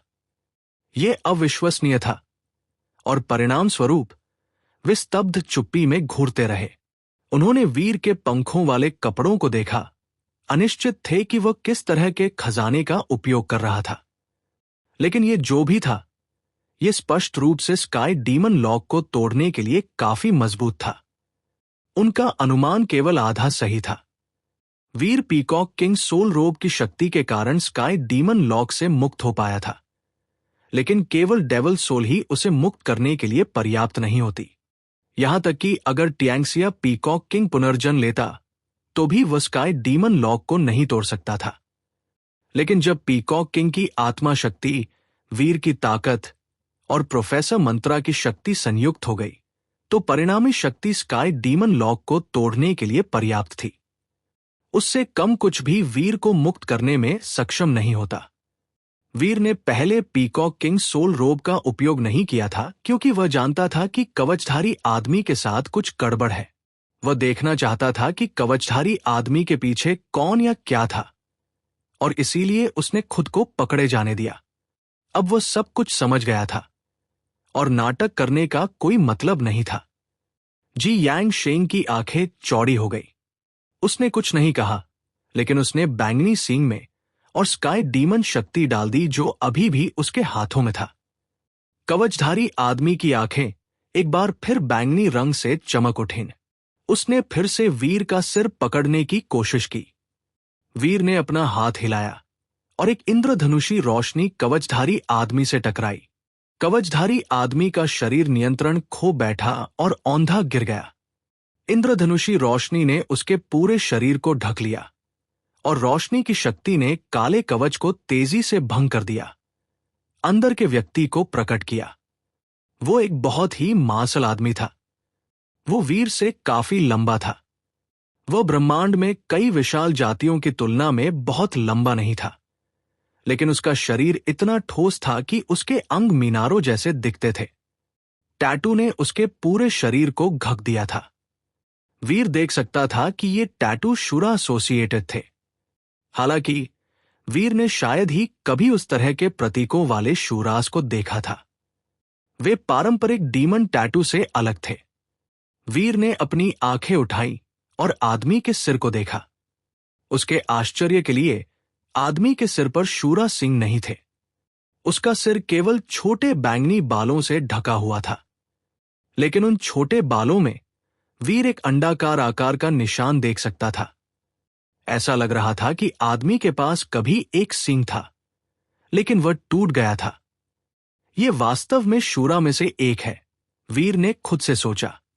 वह आदमी भावहीन था और उसकी मांसपेशियां इतनी फूली हुई थी कि ऐसा लग रहा था जैसे वे फटने वाली है।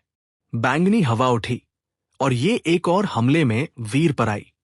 वीर ने तुरंत स्काई डीमन शक्ति का पता लगाया। क्या स्काई डीमन सूत्र और फॉल्सिफाइड स्काई सूत्र समान है?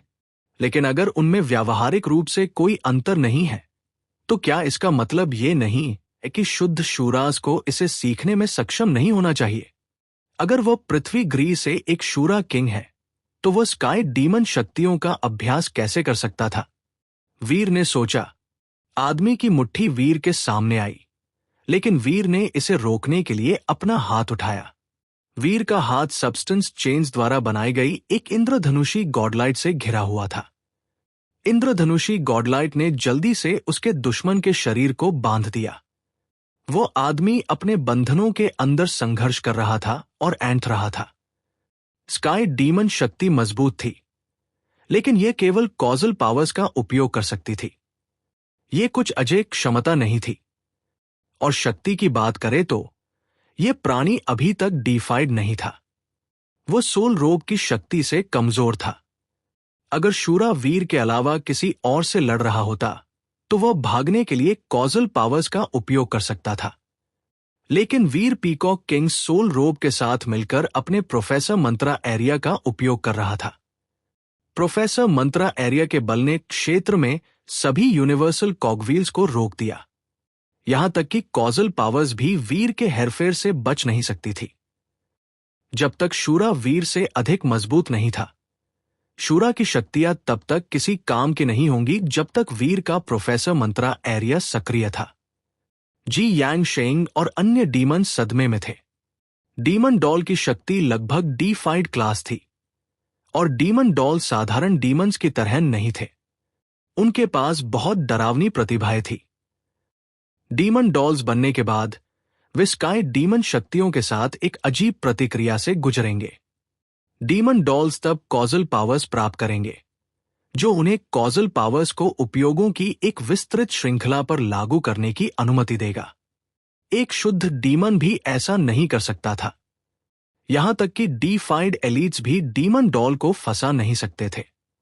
लेकिन अब डीमन डॉल को वीर ने वश में कर लिया था, और यह पूरी तरह से मुक्त होने में असमर्थ लग रहा था। यह वीर की शक्ति द्वारा कसकर पकड़ा जा रहा था। पूरी स्थिति बहुत डरावनी थी। बिना किसी हिचकिचाहट के जी यांग शेंग जितनी जल्दी हो सके भागने की योजना के साथ चारों ओर मुड़ गया। अन्य डीमन एलीट्स ने भी ऐसा करने के बारे में सोचा, लेकिन उन्होंने अचानक देखा कि उनकी शक्तियां गायब हो गई थी। उनकी कोई भी क्षमता काम नहीं करती थी। वे अंतरिक्ष के ताने बाने को नहीं फाड़ सकते थे। वे अपने शरीर के बाहर कोई भी शक्ति भी नहीं डाल सकते थे। क्या हो रहा है? जी यांग शेंग और अन्य डीमंस ने चौड़ी, डरी हुई आंखों से एक दूसरे को देखा। मुझे उनसे निपटने दो, इलिशन मून ने सहजता से कहा। उसने अपना कागज का छाता हिलाया, एक स्वॉर्ड लाइट जारी की। यह सीधे जी यांग शेंग पर उड़ गया। इस तथ्य के कारण कि वे अपनी शक्तियों का उपयोग नहीं कर सकते थे, जी यांग शेंग और अन्य को अनाड़ी ढंग से दूर हटना पड़ा। लेकिन उनकी प्रतिक्रिया समय इतना धीमा होने के कारण वे कई स्वॉर्ड लाइट्स को चकमा नहीं दे सके, और क्रूर हमले उनके शरीर में छेद करने लगे। जैसे ही वे चिल्लाए, दानव का खून हर जगह बह गया। एक सेकंड बाद इलिशन मून की स्वॉर्ड लाइट्स के तहत कुछ किंग्स पहले ही मारे जा चुके थे। जी यांग शेंग और अन्य 2 हफ्डीफाइड्स बुरी तरह घायल थे। अब उन्होंने विश्वास किया जो वीर ने कहा था।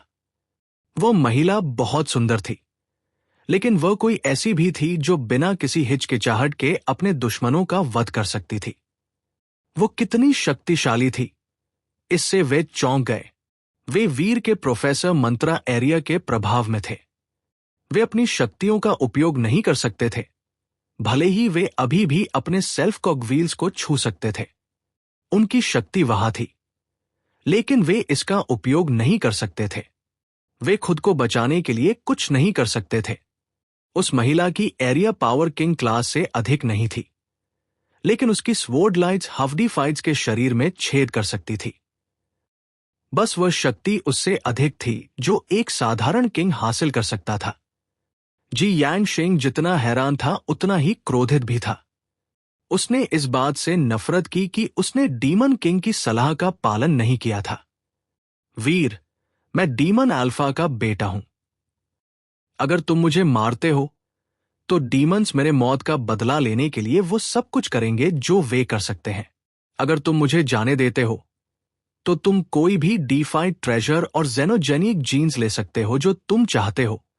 जी यांग शेंग चिल्लाया। वीर ने जी यांग शेंग को देखा और कहा, एक डीमन? तुम एक्सट्रीम किंग की तुलना में नीच हो। जब उसने ये सुना तो जी यांग शेंग का चेहरा ग्रे हो गया। उसे याद आया कि वीर वह था जिसने एक्सट्रीम किंग के एक राजकुमार को मार डाला था। अगर वो उनके क्रोध के बारे में चिंतित नहीं था तो वह डीमन से क्यों डरेगा?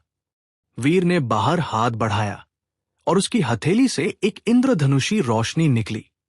जी यांग शेंग के पास चकमा देने का समय या ताकत नहीं थी। बैंगनी सींग वीर ने ले लिया। वीर ने जी यांग शेंग और अन्य को इलिशन मून की स्वॉर्ड लाइट्स द्वारा मारे जा रहे लोगों को नजरअंदाज कर दिया। उसने रहस्यमय बैंगनी सींग लिया और उसे शूरा आदमी के सिर पर टूटे हुए ठूंठ के बगल में उठाया। ये उसका सींग है। वीर ने इसके बारे में सोचा और आश्चर्य किया कि क्या हुआ था।